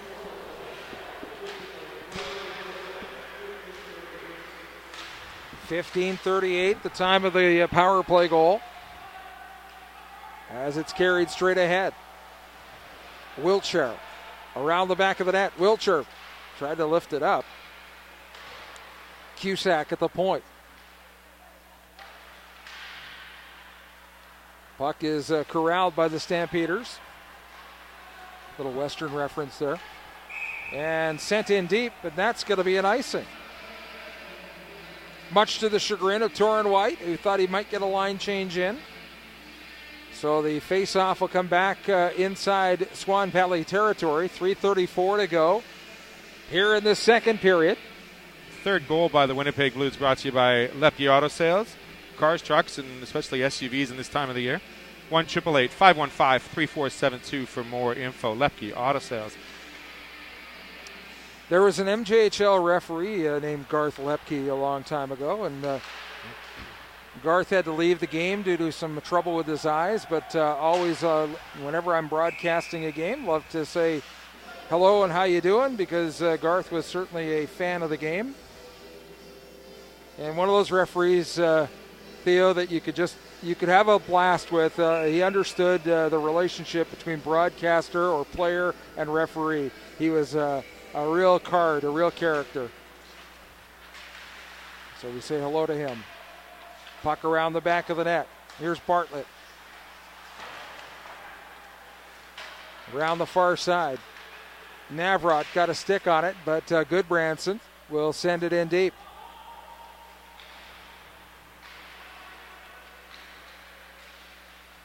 Around the back of the net. The Blues in possession here.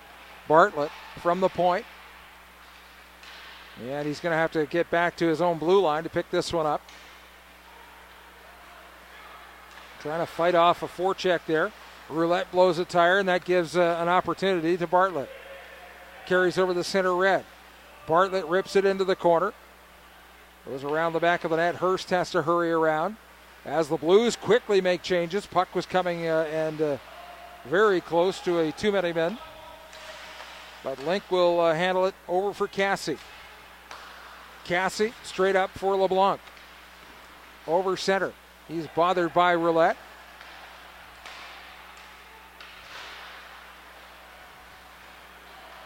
Puck is head man for LeBlanc once again. The wrist shot from Kuzik. Oh, wow. There's Great a second chance. save. Look at the splits that Evans makes. That was quick on the spot there. Johnny on the spot with the right pad. Great job by Brett Evans, the veteran netminder of the Swan Valley Stampeders, to hold the door. Just under 2 minutes to go here in the second period. Puck carried in by Cudmore around the back of the net. They try and center it out front. Kuzik back to the sidewall. And it's carried out by the Swan Valley Stampeders to the Blues line. Shot from Perreault doesn't hit the net. Dawson Waddell takes a crunch there, but tries to deliver that puck. Around the back of the net, LeBlanc. Sent far side, through the middle. Dexter Kuzik lost the puck in view there, and then he took a slash. I don't know if it was Dexter that's going to get this call or another Blues player. But Winnipeg is going to, it is Dexter Kuzik. So the Blues will finish the period killing a penalty. With 1:11 to go here in the second period. Once again, this penalty kill brought to you by Fair and Fitness. Power play for the Swan Valley guys. Melanie Bonin Athletic Therapy. 1:11 left here in the second. 2 minutes or less on the power play. Here's a chance for the Stampeders from the point. It's Shane Roulette. Sent cross ice. Small Child will deliver Keaton Jamieson. Down low for Connor Navrot. That one went off a couple of skates. Navrot will pick up the puck. Try to turn the corner. Comes back to the point. Navrot goes straight to the front of the net. Jamieson in behind. Puck across the ice. Small Child. Sent through traffic. Nice save by Link. Turned around by McGilvery and sent the distance. Swan Valley had too many guys in one line there, easily covered by one Blues player. Have to have that middle guy or that back porch guy sitting a little higher so you get a better, clean shot, open up an avenue for passing. Stampeders march it up the gut. Chance for the Stamps to get maybe one or two last rushes in with 20 seconds left in the period.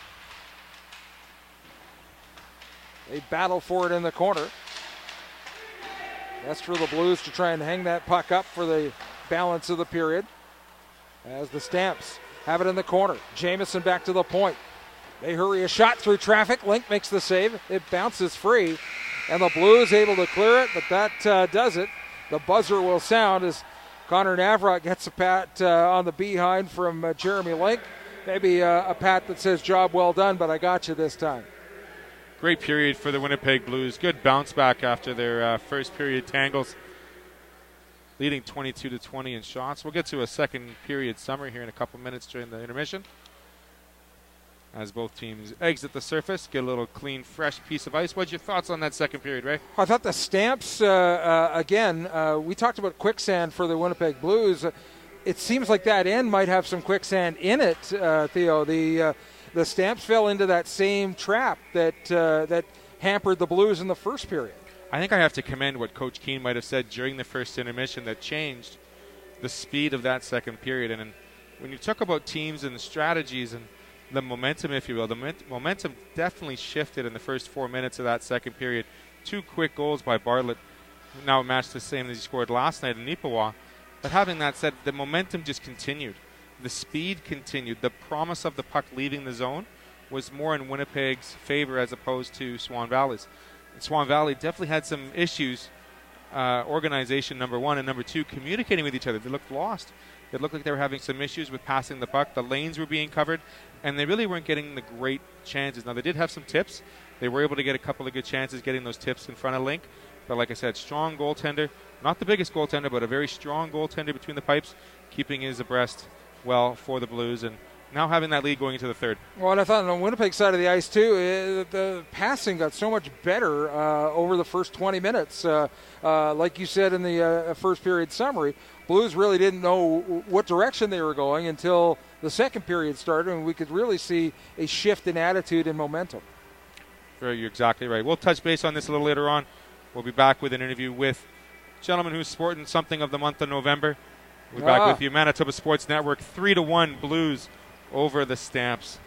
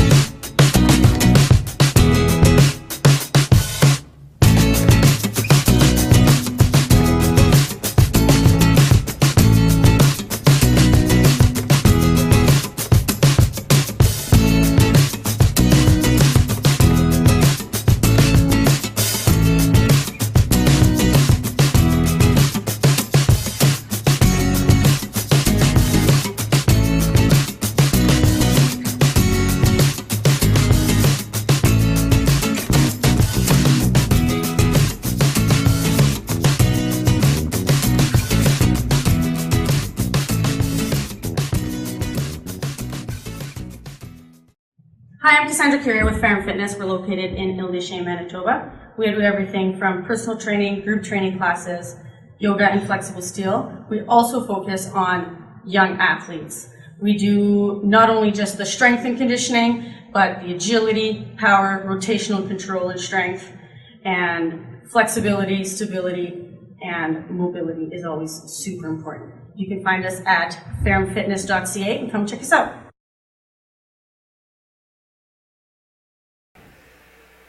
Back here at the Bell MTS Iceplex, the Canadian Tire Arena, we've got Kalen Baydock here, number 3 in on the Winnipeg Blues roster, but number 1 in our hearts for a reason we'll get to in a second. Kalen, welcome to the show. Thanks for joining us. Great second period. What did you like about this as opposed to the first? Guys were really going through the middle. Guys were really challenging with speed. We were attacking with speed, and our goalie Link was kicking, and he was standing on his head in that second. He was unbelievable. How tall is Link really? He looks like he's 5'5" out there, but he wears a heart of a 6-footer. Like he's honestly, yeah, he's got heart of a 6-footer, but I think he might be 6'9". That's awesome. 6'9" in many ways, I'm sure. Guy played fantastic in the second, kept you guys in the game. A lot of deflections. Is that something that Coach Billy Keane looks at as part of your offense, getting in front of the net, grabbing the rebounds, getting the garbage goals, if you will? I mean, a goal is a goal, right? I mean, oh, for sure, yeah. He's really instilled in us getting to the net and getting in front, getting in the lanes, and making sure that goalie can't see the puck. Fabulous. That's a great idea. Now, we talked with one of your other players there, Kelton Sutherland, in the first period, and he just goes to U of M. Now, you manage not only Blues hockey, But you also told me off air Red River and University as well? Yeah, I'm going to both Red River and University of Winnipeg. 6 classes this semester and 6 classes next semester. How do you handle that, man? I mean, I remember going through college. It's tough. It is tough. It's tough. It's a lot of going to school, coming to practice, and then going home and just hitting the books hard. So dedication on the ice, dedication with the books, dedication with some fundraising. Now, we see a little bit of a stash on you right now. We can't really show it on TV. But Movember, prostate cancer affects you personally. You had a couple of members with cancer. I've done the same as well. I'm growing it from the back end. So well done on the Movember. Good job. Hopefully some of the players are doing it as well, or just you? There's definitely, I think I saw today a couple of guys hit it up with Just for Men. So there's at least 5 or 6 other guys that are doing it this year. Good on you, Kalen. Best of luck for the rest of the year. Speedy recovery back onto the ice. Thanks for joining us. Yeah, thank you very much. Rest of the season. Yeah, you as well. Right on. Theo the Juggernaut with you 3-1 here. We'll do a second period wrap-up. We'll do part 2 of that. Coming up, we are at Blues Stampeder Hockey here on Manitoba Sports Network.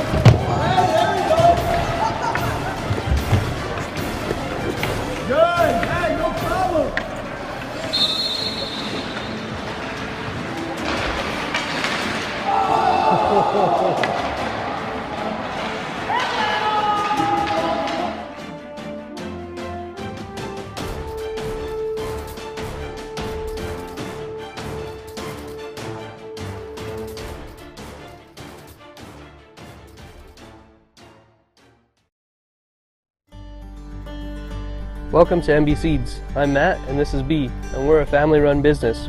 We've been operating since 2012 and we sell canola, soybeans, corn, wheat, barley, oats, and peas.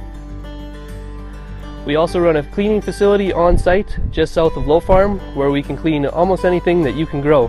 Come check us out today.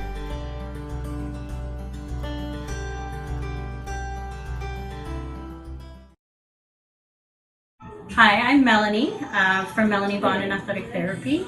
I deal with rehab here, and one of the treatments that I use is massage, some mobilizations, and there are many other techniques that I take care of to help heal injuries. I treat sports injuries, workplace injuries, motor vehicle accident injuries, and I direct bill to MPI, WCB, and other third-party insurers. Thank you. Come see us.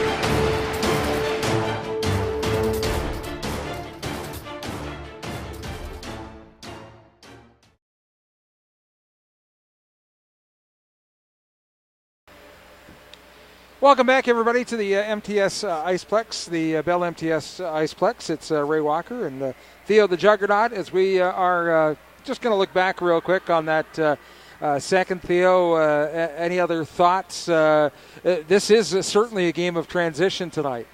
Transition, number one. Number two, tale of two periods. I mean, you see one team come out, take the lead. You see the other team fight back, take a commanding 3-1 lead going into the third. Shots definitely, they seem similar, 22-20 in favor of the Blues. However, it's the quality of the shots that I noticed more in the second period, where Winnipeg had way more, probably say about a half a dozen more better scoring opportunities, hence the outcome. Their opportunities coming from the point, definitely part of their goal strategy, 2 goals from the point. Great job by Bartlett scoring 2 goals, matching his outcome from last night's game in Nipawa. I think if you say cheese, we're on candid camera right now. Oh, hello. So we'll say hello world, and yeah, this is the 2 mugs that you're seeing and you're certainly hearing on the Manitoba Sports Network. This is Theo. I'm Ray. Good to have you along on our broadcast here tonight. And Theo, just a thought, if you will, on fatigue factor. The Stampeders have had 3 days off coming into tonight. The Blues played last night. What's going to happen in period 3? You're mentioning that, Ray, and unfortunately, watching this game, you wouldn't see Winnipeg Blues fatigue because they played last night. I mean, they came out and they were the better skating team over the first 40 minutes. And I think they're really taking the pace of the game to Swan Valley. And, I wouldn't say that Swan Valley's had 3 days off. I mean, they're almost playing to the level of what the Winnipeg Blues are showing them. And Winnipeg is just up their level that much more. So they have to play catch-up, and they had to do that all second period, and they just didn't do it, allowing Winnipeg to score 3 goals there. Going to start on a power play here, so maybe they might be able to crack that shell in Link's net there. He played outstanding in that second period, a couple of tips. Kind of curious as to why Evans was doing all those whistles, but maybe we won't see that in the third because the benches will be closer here. Nonetheless, it should be an exciting third period. I think you'll see Swan Valley try to scratch their way back into this game, try to get a couple of dirty garbage goals, if you will. But, hey, a goal's a goal. And, hopefully for Coach Taryn, they can pull out a W here. And for Coach Keane, they can hold on to the lead and maybe expand on that lead and make it a little more comfortable for tomorrow afternoon's game as well. 8 playing 9 tonight, 8 being the Winnipeg Blues, 9 being the Swan Valley Stampeders. Stamps with a couple of games in hand, but it all comes down to performance and certainly how quickly the Winnipeg Blues can maybe recapture their energy again after playing last night. You were saying that the Blues should have no problem once they've got the game plan in hand. The game plan is in hand. I think Coach Keane has given them the speech, if you will, the process speech in the second intermission here, and I think the boys will recognize what has to get done and what jobs need to be fulfilled in order to remain on top here, ending in the third period. All right, just put the wrap on this intermission. We'll quickly run down the out-of-town scoreboard tonight. In the MJHL on Braden Pettinger night in Wayway-Sakapo, his first team in the MJHL is doing the damage. The Steinbach Pistons, far superior to the Wolverines, not only in the standings but in the quality of the team as well. Unfortunately, the Steinbach Pistons lead 3-0 tonight at Wayway-Sakapo. Tough times. They had just got rid of their coach at Wayway, so they're going to have to adjust to a new coaching staff sometime soon, as Arnie Kaplan was shown the door earlier this week. The Verdun Oilcaps have a 5-3 advantage over the Dauphin Kings. Here the Blues are up 3-1, and the OCN Blizzard now tied at 2 with the Winkler Flyers. That one at OCN, a battle of the 2 top teams. And our Bell MTS Place scoreboard, we see our Winnipeg Jets 4-3, or 4-2, sorry. 4-3? Yep, 4-3. They're about 7 minutes left in the third period. Both teams taking the ice here. Going to get a quick little warm-up, minute 24 before we drop the puck. Third period hockey coming your way. Bell MTS Iceplex, Winnipeg Blues 3, Swan Valley Stampeders 1. We'll be back with the third period call in just a moment.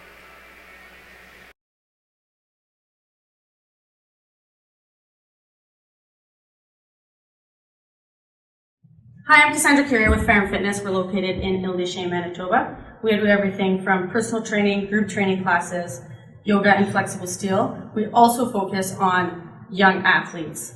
We do not only just the strength and conditioning, but the agility, power, rotational control and strength, and flexibility, stability, and mobility is always super important. You can find us at ferrumfitness.ca and come check us out.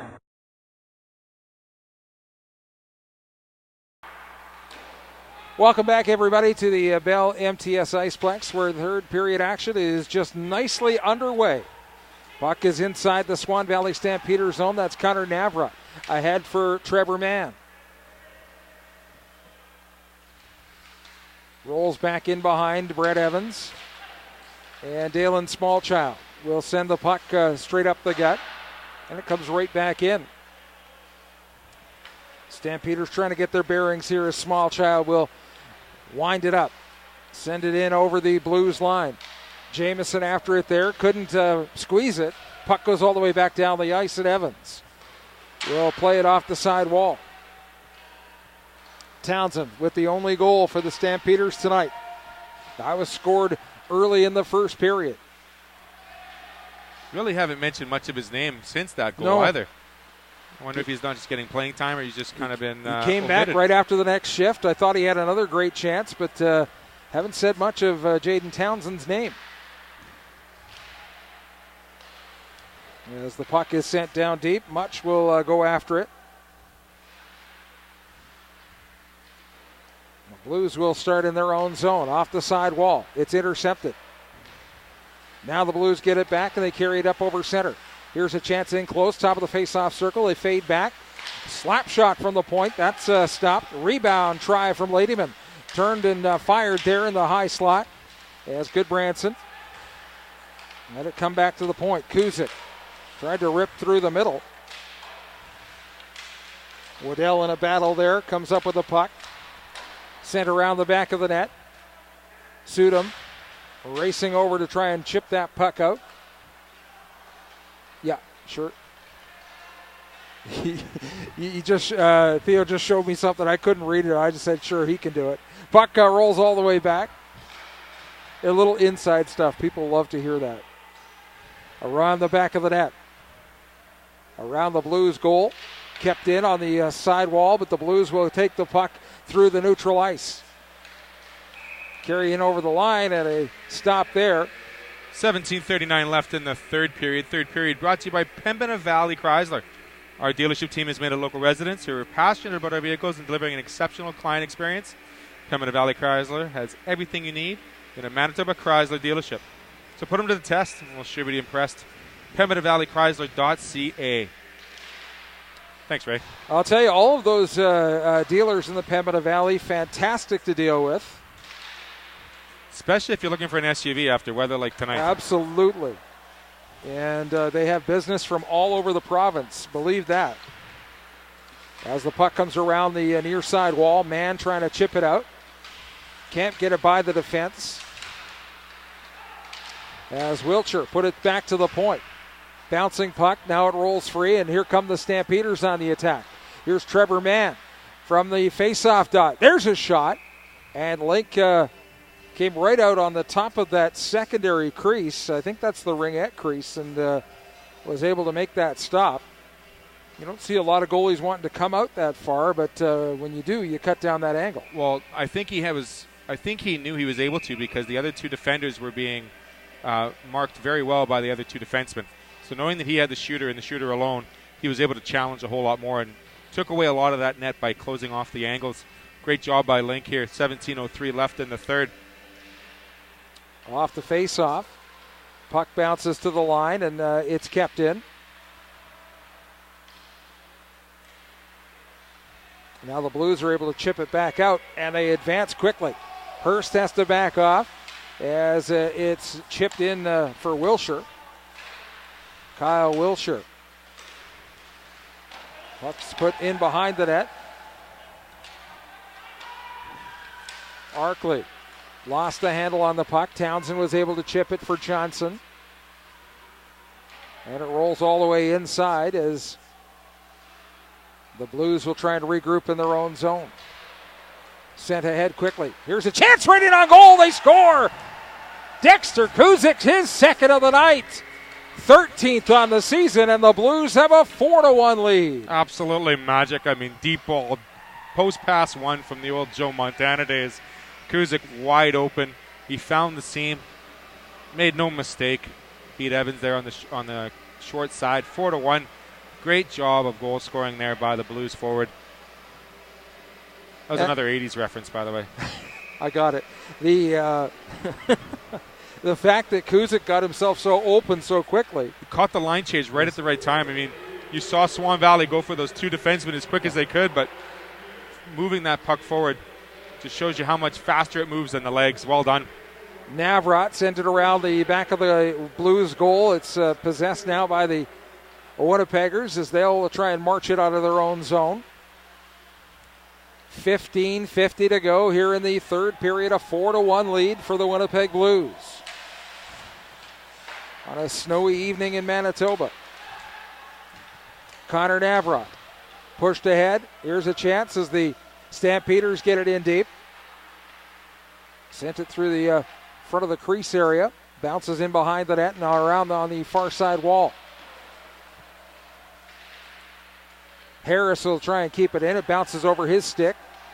And the Stampeders just launch it back, and Link will slow it down. Bartlett back in behind, leaves it for his forward units, and they bring it out through the Stampeder zone. And if that's not a holding penalty on Tristan Charles, I don't know what is. As Timlick has to come back and pick it up. Cudmore, bodied by Charles. Bouncing puck, Kuzik sends it around the far side wall. Kept in there. Kuzik comes up with it right on the dot. Here's a shot, he scores! Dexter Kuzik, the hat trick. It goes up top and over Evans. And he is just shaking his head after that wicked shot by Dexter Kuzik. Really no chance coming out of the corner. It was a very well put together cycle by the Blues on the far side of the ice. Just a couple quick passes. Easy lane coming right off just below the circle there. And Kuzik's got his third of the night. No hats really thrown on the ice here because they got a 50-foot wall of yarn around the entire surface. So, we've got one trying. Well, here's a change, too. The Stampeders, I didn't think Evans was playing that badly. I don't think so either. I think it's just maybe perhaps a wake-up call for the club as the netminder has been replaced as Quinn Monroe comes in to take over. Or what do they say? He mops up for Brett Evans. You really can't fault Evans on a couple of those goals. I mean, great shots. Just, there's always 5 forwards and defensemen in front. They have to do their job to help out their goalie, and hasn't been done. And all 3 of Dexter Kuzik's goals are beauties. They're absolute beauties. They're no chance for the netminder type of goals. 26-22 the shots, so a fairly even contest that way. And, I feel like we said with the afternoon game tomorrow for the Stampeders, maybe it's best you save the psyche for your number 1 netminder against the red-hot Selkirk Steelers. That could be part of that strategy as well. And, you got about 15 minutes left in this game. Let's see how Monroe plays. I mean, if he plays lights out here in the last part of the third, maybe he gets a chance to take that afternoon game. Young Quinn Monroe, a local product in Swan River, gets an opportunity to start to come in and relieve for his hometown team. Kyle Wiltshire. Got a power play here. Sends it back to the point. Cassie across the ice. There's a shot. Rebound try. There's a first goal on the netminder as Kyle Wiltshire loaded the gun and fired. Monroe had just come across, and hello, welcome to the hockey game. It's 6-1. Great power play goal. Phenomenal shot. Again, upstairs. Goalie going down a little too soon. That's Wiltshire's 4th, I believe, on the season. The goal is for Lepke Auto Sales in Steinbach. And a power play goal at that. It's almost as if the Blues here have taken over this game on the ice, on the bench, on the scoreboard. We got a timeout being called here by Torn. I don't know if it's worth it. I mean, 14 minutes left in this game. What do you have to discuss when you're down 6-1? that you don't get 7, 8, 9, 10 scored against you? Or is it something where you look as a coach, say, okay, we're down, now we use this as practice time, we look towards the next game, do we chalk this one up as a loss right now, and do we say, okay, we go to look forward to tomorrow's game? What do you say, Ray? I think the other thing you have to look at is the Swan Valley Stampeders scored first in this hockey game, and it looked like they were going to take over the hockey game with the way they came out like gangbusters in that first 10 minutes, and that's something you and I talked about on the pregame show. But you see how the tide has changed, and the Blues were patient, and maybe that's what works at junior hockey. You can be patient, get your chances, fire some goals, and then you're back in the hockey game. You weathered that first period storm, 6 unanswered goals, and like you said, patience is a virtue right now, and Coach Keane has got to be loving the response here in the last 30 minutes of this game.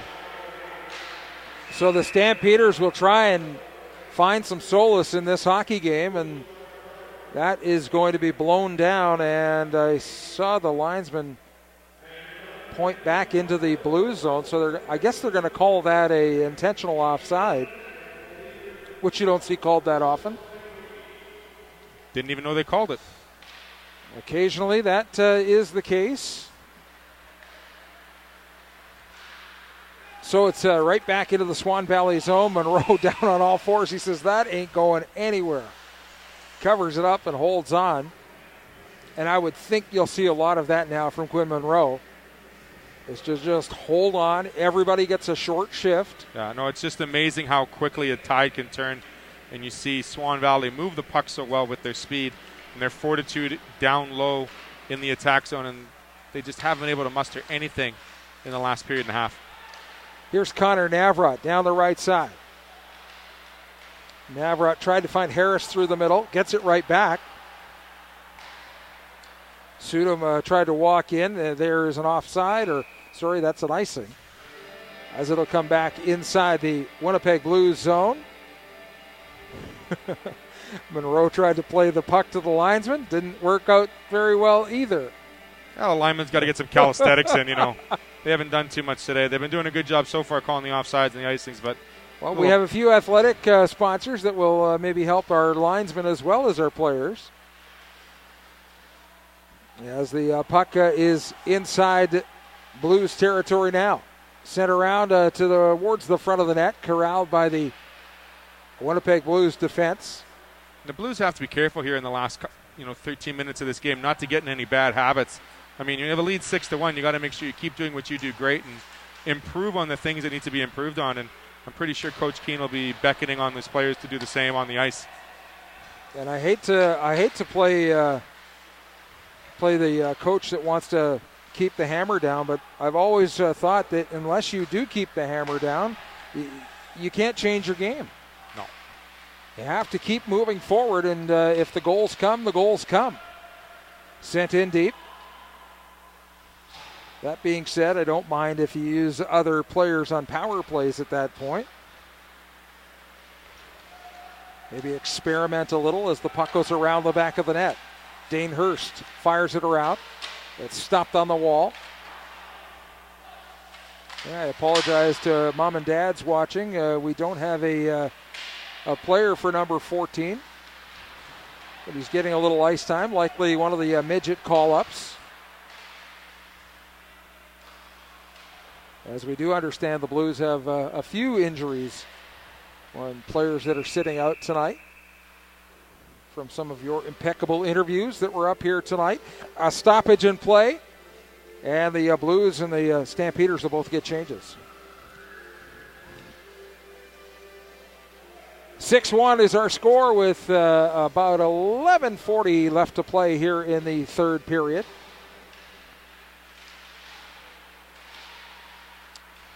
MJHL Action live on the Manitoba Sports Network.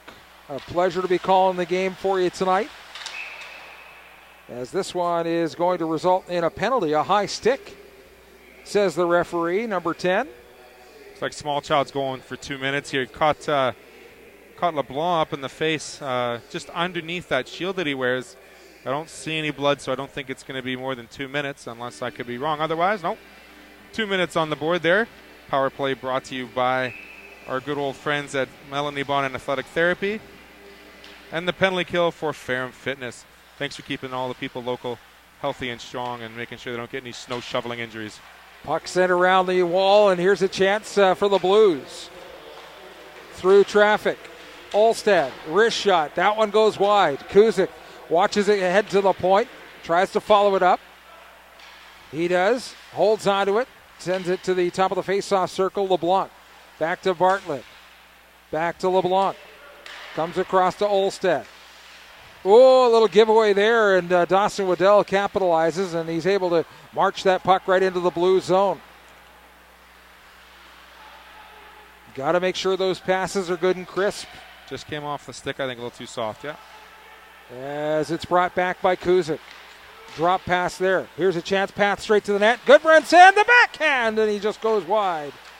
Cudmore for Goodbranson. Side of the net, scores! Dale Goodbranson taking advantage of a netminder. It's a large young man named Quentin Monroe who doesn't move especially quickly. The omission of the stick between the pads was vital to that goal. I mean, Monroe was there. He just forgot to bring his stick with him.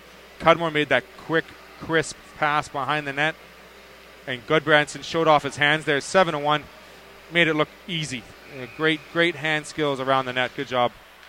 7-1 Winnipeg here with 10 minutes, 30 seconds to go in the hockey game. And they come back for more. Blues on the attack. High shot. Goes up and over the net. Around the backside. Stampeders will try and get it out through center ice. I think the psyche now behind the Stampeders play is maybe get it a little closer, maybe make it look respectable. Just stay in the offensive zone for a little longer than 10 seconds. That's right. But I don't know that Jeremy Link is going to be agreeing with us here in the broadcast booth. As Harris carries over the line. Harris one step past the line, and Johnson was on the offside. 9:56 to go here in the third period. The Winnipeg Blues 7 and the Swan Valley Stampeders 1 on the Manitoba Sports Network. Welcome to MB Seeds. I'm Matt and this is B, and we're a family-run business. We've been operating since 2012, and we sell canola, soybeans, corn, wheat, barley, oats, and peas. We also run a cleaning facility on site just south of Low Farm, where we can clean almost anything that you can grow. Come check us out today.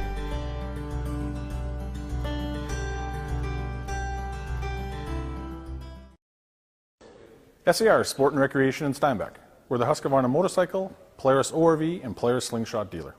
Along with full sales of new and used, we offer service, parts, and sales for everything. Come and see us in Steinbach.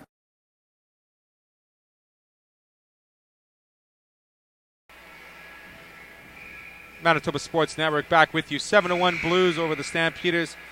Got a quick scoreboard out of town, or actually not out of town, at Bell MTS Place. Well, it's just down the road from us here at the Iceplex. 5-4 overtime win for Le Club de Hockey. The Habitant, a winner tonight. Steinbach Pistons on their way to a win over Wayway. 6-0 the score there in the third period. Verdun is leading Dauphin by a count of 5-3, and we've got a mix-up in front of that Winnipeg net. Never like the snowplow on the goalie. That's a no-no. There's going to be some names taken, I'm sure, there. OCN Blizzard leading the Winkler Flyers 3-2. They're late in the third as well. 7-1 here at the Iceplex in Winnipeg. Theo the Juggernaut, and I'm Ray Walker. Great to have you along on the Manitoba Sports Network coverage of the MJHL tonight. We hope to do this regularly. We've had a good time so far. If you've had a good time with us, let us know. Like our page. Yep. Spread the word. I mean, we do not just the Blues games, but we definitely AAA get some midget, of the Burn, the AAA midgets. Bantams. Understand Winnipeg Ringette was in touch, and we may even be doing some Ringette. How's your Ringette, Theo? Can't say that I've played Ringette, but I know how to shoot that ring sky high. Hey, I took Ringette in school when it was called floor hockey. Yeah, it was a felt ring, though. Wow. Way back when, as the Blues get that puck back to center and all the way down inside the Swan Valley zone. Sudam back to get it. Sends it through the middle, and that's going too far. That's going to be an icing. It'll come back. Shots 30-25 for the Blues. 7-1 is our score. Swan Valley's just not helping each other out on that icing play. It looked like everyone was just skating north-south. Very easy to cover those players if you're a Blues. I mean, you got to give your player an opportunity to give you a pass. Oh, here's a chance for the Stampeders to clear the zone quickly through the middle and on the horse, but they can't get the puck to settle down, and the Blues take over in their own zone. Blues will try and use the other side to get out the wall. They can't. Bartlett back in his own zone. The puck is just flipped to center. And Perreault gives it off to Smallchild. It's flipped through the middle. Tanner Garnham after it there. Nice little tip there. As it comes back inside the Swan zone, and McGilvery tries to get it to the front of the net. McGilvery trying to get away from Dalen Smallchild. Sends it to the point. There's a shot right in the breadbasket. And holding on is Monroe.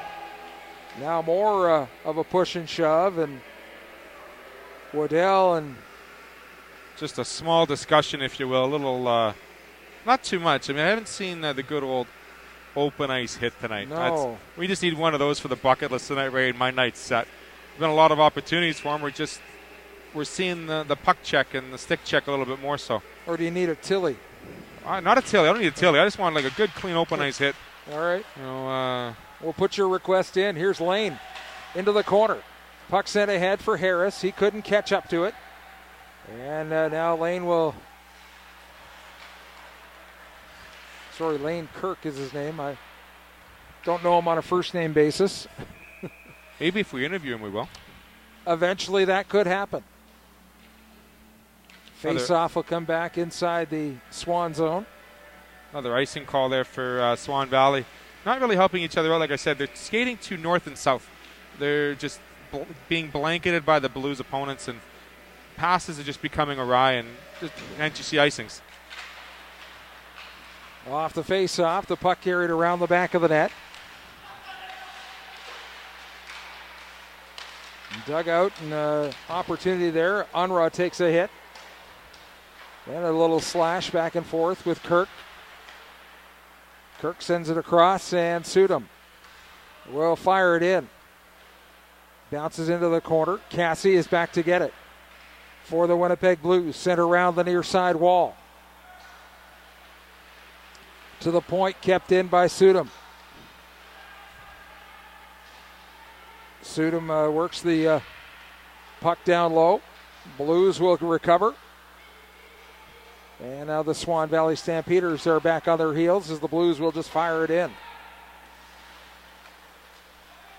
Winnipeg perhaps with 6.5 minutes, content with the 7-1 lead. They'll just send one forward in. Here's a chance. Right in on goal. Wild shot. And Kuzik's going for number 4, but he's not going to score it way up there. Puck bounces off the back wall. Dawson Waddell tried to send it ahead for Johnson. That is going to be icing. It'll come back into Swan Valley zone with 6:20 to go here in the third period. A 7-1 lead for the Winnipeg Blues. A very content lead for the Blues. They've definitely worked it out. 7 unanswered goals. Definitely have taken the spirit of the game, the momentum for the last 2 periods. Swan Valley just no answer, no reply at all. Little Genesis rip there. Sent in, and Johnson will just dump it and come for a change.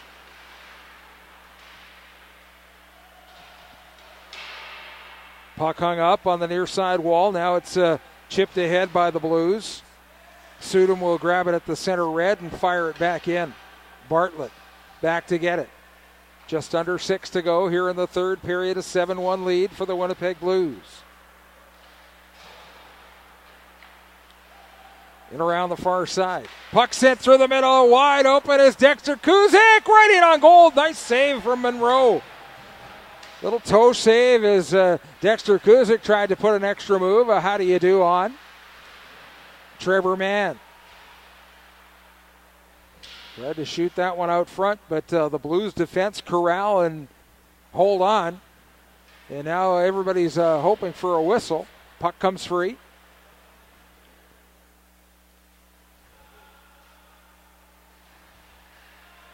Interesting to watch the dynamic of these players, as 4 of them were all kind of grouped together, and the other 4 or the other 3 were on the other side of the ice. Whoa, there's a late hit. That's going to cause some hate and discontent as everybody finds a dance partner. Well, it's sheer frustration on the Stampeders' part with the late hit. Penalty was going to Winnipeg, and then the late hit was even by one other Winnipeg player, so I don't understand where the frustration is there. I mean, that's just the lack of control. So, someone's getting sent off there for some words that weren't acceptable. Thank God we don't have any mics on any of these guys, but I don't know if it was more fighting, more getting together. Was that the Blues late hit? I had looked up from the corner and then saw the whistle. Well, the whistle was because the Blues are getting a penalty. Right. And then there was a late hit, and then there was a second late hit. So it was like the late hit to the retaliation of the late hit. And everybody knows you watch the second late hit because that's the one that everybody's watching after the first one. If you watch any NFL film, you know that. Or any NHL film, you know that. So we've got a party on the Winnipeg bench, in the penalty box, for that matter. 2 Stampeders go in. It was Keaton Jamieson that went in and Lane Kirk that went in. So they'll try and sort this one out. And hopefully we don't get some crazy shenanigans at the end here. I think if I was Coach Keane, I would remind his players to remember that you have to play a game tomorrow afternoon. And it would be more advantageous. I think Winnipeg is in Portage at 6:30, and Swan Valley is at Selkirk at 2:30. So, yeah, early games for both teams, really. And you want to make sure your full roster is available. You don't need any late game misconducts because you're discussing laundry detergent for your jerseys. You need to make sure that the full roster is available. And, I mean, that'll be 4 games in 4. Was that 4 games in 4 nights for Winnipeg then? 3 and 3? 3 and 3, yeah. So, yeah, there you go, 3 and 3. And you know that Sunday game is going to be a little bit it's going to be a difficult tilt. Portage has got a couple more wins, playing pretty good hockey as well, as is Selkirk. I mean, that's going to be a good game for Swan Valley as well. So, no shrugs of games for either team tomorrow. Out-of-town scoreboard quickly. Steinbach leading way 8-0. They're right close to the end of their third period. Verdon is leading Dauphin 5-3. Here it's 7-1, of course, in the OCN Blizzard, a 3-2 lead over the Winkler Flyers tonight. Off the face-off. Looks like the Blues will end up with a man advantage. Kyle Wilshire. It's intercepted by Sudam. He sends Johnson away on the right side. It's taken over by the Blues there as the Stampeders were caught offside.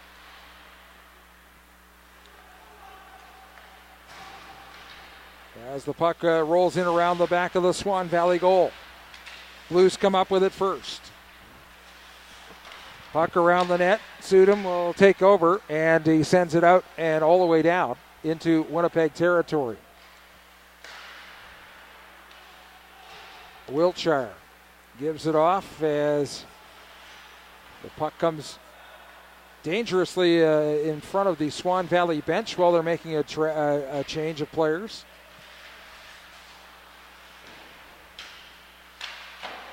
Smallchild just put it right back into the group of players there. Bartlett, cross ice. Here's a chance for Cassie. Winds and fires. That one doesn't miss by much. Puck sent to the front of the net.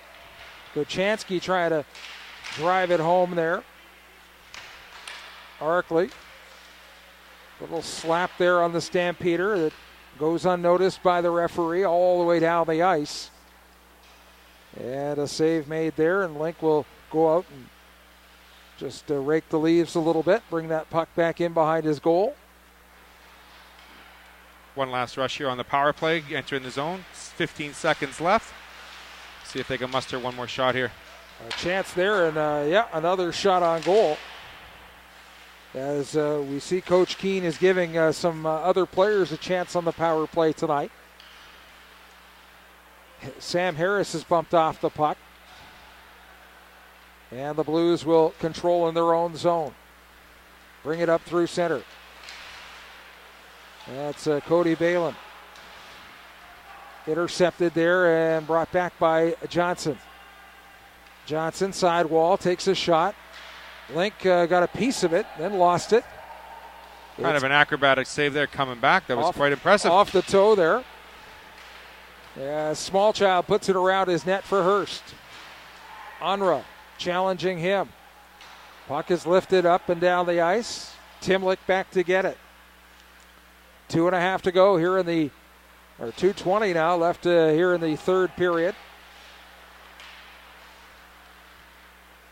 As it's carried back in by Roulette. The shot, glove save, knocked it down, and then the Blues take over there.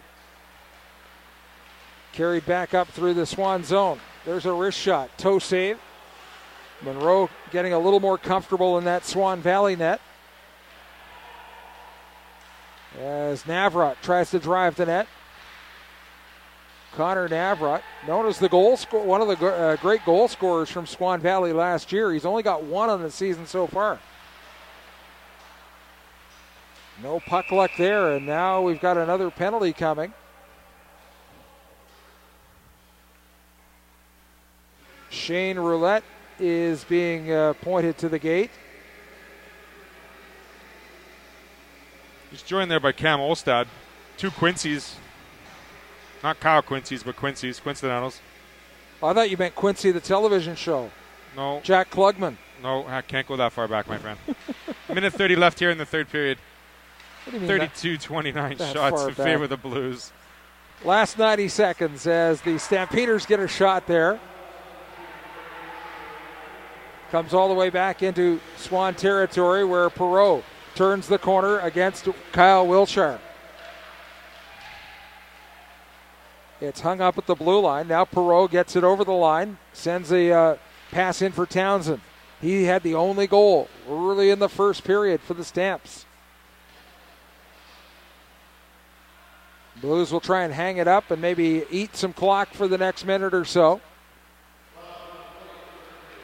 as we get down to the last minute of play. Puck carried to center. There's a shot. Monroe reacted strangely at first, and then he made an interesting save. Now another chance. Puck goes through the paint. Townsend chips it up, and the Blues grab possession here. Timlick takes a hard body check. Puck is in around the back of the Blues net. Chipped ahead. And back out to center. Hurst will cut off the puck. Send it for Smallchild. He'll bring it up the right side. Finds Jamieson cutting through center. Here's Keaton Jamieson. Trying to drive to the net. Couldn't do it. As the clock ticks down. Sent the distance. And that will run out the clock. With a final score as the Stampeders quickly make their way to the exit and back to the hotel. 7-1 Winnipeg. The shots 32-29. So that way, fairly even, but the Blues took advantage of more opportunities. Some nice goals. 3 of them by Dexter Kuzik, 2 of them by Bartlett. Absolutely. And the Period 3 summary brought to you by Funk's Toyota. We'll get to them in a second. When you look at a scoreboard, you see big numbers. That's the ones that keep the time. And then you see another set of big numbers, and those are the goals. And those are the ones that matter. When you see 7-1 as a final, you realize as a team like the Winnipeg Blues, you did a lot of great things over the course of 60 minutes. You answered the call in the first 10 minutes of the game. You weathered that storm. You started building your momentum at the end of the first, and then you just took the game over. I mean, 32-29. Link had a fantastic game. Saw some great saves. Really strong, especially at the bottom half of the net. Wasn't really tested up high on a smaller goalie like that. You'd expect more shots to be up high on him. However, 32 shots, 29 shots, 28 saves. Well done for Link. I think he's one of my top 3 players tonight. I thought if we were to pick 3 stars, they would likely be all Blues tonight. Kuzik probably number 1 with the Hattie. Star number 2 would probably be Bartlett, but certainly Link or Bartlett could be 1 or 2 or 1, 2, or 3. There were times when, I mean, in that first period, Link could have let in 2 or 3 other goals, and the prowess of that attack, those 3 players, those 3 forward attack, that Swan Valley was doing in the first 10 minutes of the game really showed very little, they had all the advantages. There was nothing really competing with them. Like, they were passing the puck well, they were getting the puck low, they were getting the shots from the center of the ice. All things great, all things looked great, and then all of a sudden, something happened after they scored the goal. The goal scorer went obsolete. We haven't mentioned much of his name throughout the game, and the Blues just took over the momentum. They were able to hit the bodies along the boards. They were making better passes, and for the most part, their shots were finding the twine in between the pipes. And that's what matters at the end of the day. Yeah, Jaden Townsend is who we're referring to, the goal scorer, the only goal scorer for the Swan Valley Stampeders on this night. When they came out in that first period, I thought this was going to be a track meet. The fact that the Blues got kind of hung up in their own zone a little bit, then it reversed in the second period. You were talking about a tale of two periods, two teams, two different styles, and then the Blues just found a way to kind of break out. And I thought that midpoint of the second period, there was no looking back for the Winnipeg Blues. I think you're absolutely right. Once they had those first two goals by the defenseman Bartlett, you realized that something was going to happen and something great was going to happen for the Blues on the ice, and it did. We talked at the beginning of the game with regards to finding your identity as a team. And I think for the Blues, I think they're working towards that now, having won 2 in a row, 1 on the road and 1 at home now. You see the players rally the troops together, realize, hey, we're down 1. We don't have to throw the soap in the floor. We're ready to keep going here. We can still play. We're still in this game. And when you see 3 or 4 goals scored against you, like we did against Swan Valley here tonight, you just saw the tires get deflated. You didn't see any fight, any bite back left in that team. They tried as much as they could, but you just didn't see a gathered approach or a process, if you will, of this team trying to do something positive. Players skating north and south on the Stampeders team. The crisp passing wasn't there. A lot more icing. And you can't really fault Evans for 5 or 6 of those goals. I mean, he was left hanging dry on a lot of those shots. And, as a team, you got to recuperate. You got to build. You have to realize, okay, we have a game tomorrow afternoon. Let's see if we can do better. What about the progression of Brendan Bartlett, on the defensive side? He's become their number one shooter, not only on the power play, but in 5-on-5 play as well. I mean, Mr. Greenlight, the last 2 games, 4 goals, 2 games, he feels comfortable and he's showing he can control the puck.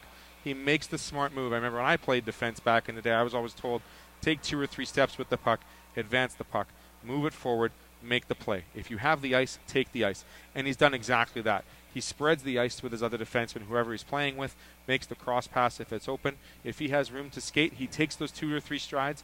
He then moves the play. If he's getting attacked or if he's getting some pressure, he knows to dump it in right away.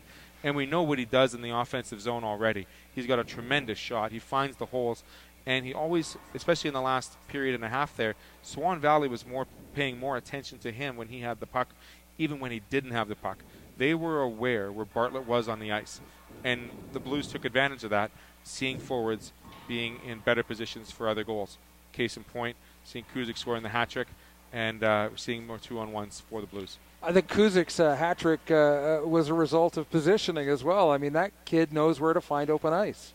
And when you find open ice, good things do happen. I mean, that was a great quarterback to wide receiver pass for his Hattie. Short side, great shot, no mistake. The kid's going to score goals this year, and I think the Blues are looking forward to seeing what he can do. He could pop in maybe 35, 40 goals this year, I think. Dexter Kuzik started in 3rd place in the MJHL scoring race tonight. He's not going to catch Brad Schoonbart. The Steinbach Pistons have an 8-0 lead, and I don't know how many Schoonbart has tonight, but this is a good chance for a Winnipeg player to show the rest of the league, yeah, I'm going to climb up into the upper echelon. Dexter Kuzik with 3 goals gets 14 now on the season. Any final thoughts you got to say about this Blues team? Wow, if they can play like this all the time, I think the Blues can quickly climb from the lower echelon to the mid, right into the top 3 or 4. If things can go this way for Billy Keene's troop, if they can continue on the same path. But that's going to be the biggest challenge. Next game is the Portage Terriers. Portage Terriers have never been easy to play.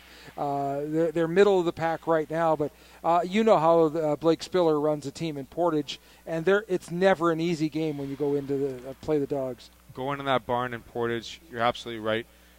Playing 3 games in 3 nights will be difficult for this Blues team.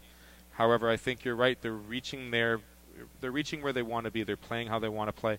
And 7-1, great time, just great goal scoring, great job. I think you'll see more of that in the coming weeks. Thanks for joining us here at Manitoba Sports Network.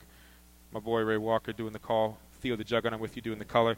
The post-game show brought to you by Melanie Bond and Athletic Therapy. Thank you, everybody, for our sponsors. Thank you for joining us. Have a great evening. If you got to drive safe. If not, please take care and make it a good one.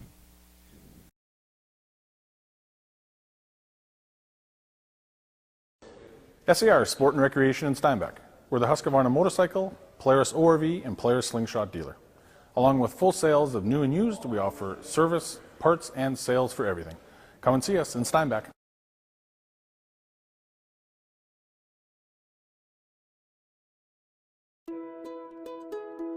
Hi, I'm Rick Funk from Funk's Toyota. Our family has been in the automotive business for over 45 years. That's 45 plus years of looking after customers. We have a top worldwide recognized product that we are proud to be a partner with Toyota Canada. Every new and used vehicle is negotiable when it comes to purchasing your vehicle here at Funk's Toyota. Our staff of many years is very knowledgeable and will help you, not force you with your buying decision. There are no hidden fees and no pressure tactics. Not only that, we promise what we deliver and have one of the best used vehicle warranties in the business. Our staff love to serve and you will feel like family after your first visit. We are not perfect, but we love to please here at Funk's Toyota. For those of you that have experienced our Funk's Toyota family way, please share it with others and like us and share us on Facebook. We are proud to be a sponsor of the Manitoba Amateur Sports. Visit us online at www.funks.toyota.ca.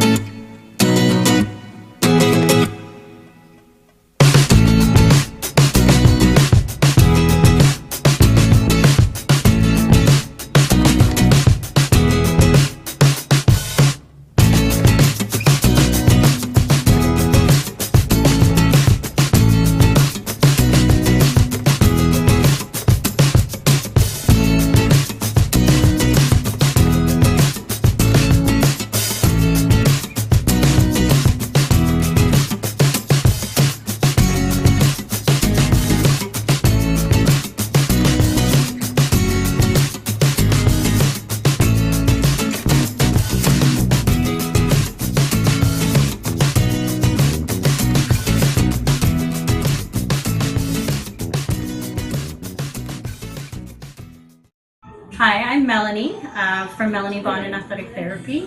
I deal with rehab here, and one of the treatments that I use is massage, some mobilizations, and there are many other techniques that I take care of to help heal injuries. I treat sports injuries, workplace injuries, motor vehicle accident injuries, and I direct bill to MPI, WCB, and other third-party insurers. Thank you. Come see us. Hi, I'm Nick Hatley. My name is Jacob Carls. For all your AAA hockey scores, news, and live game action this year, Check out Manitoba Sports Network at Facebook, YouTube, and Twitter.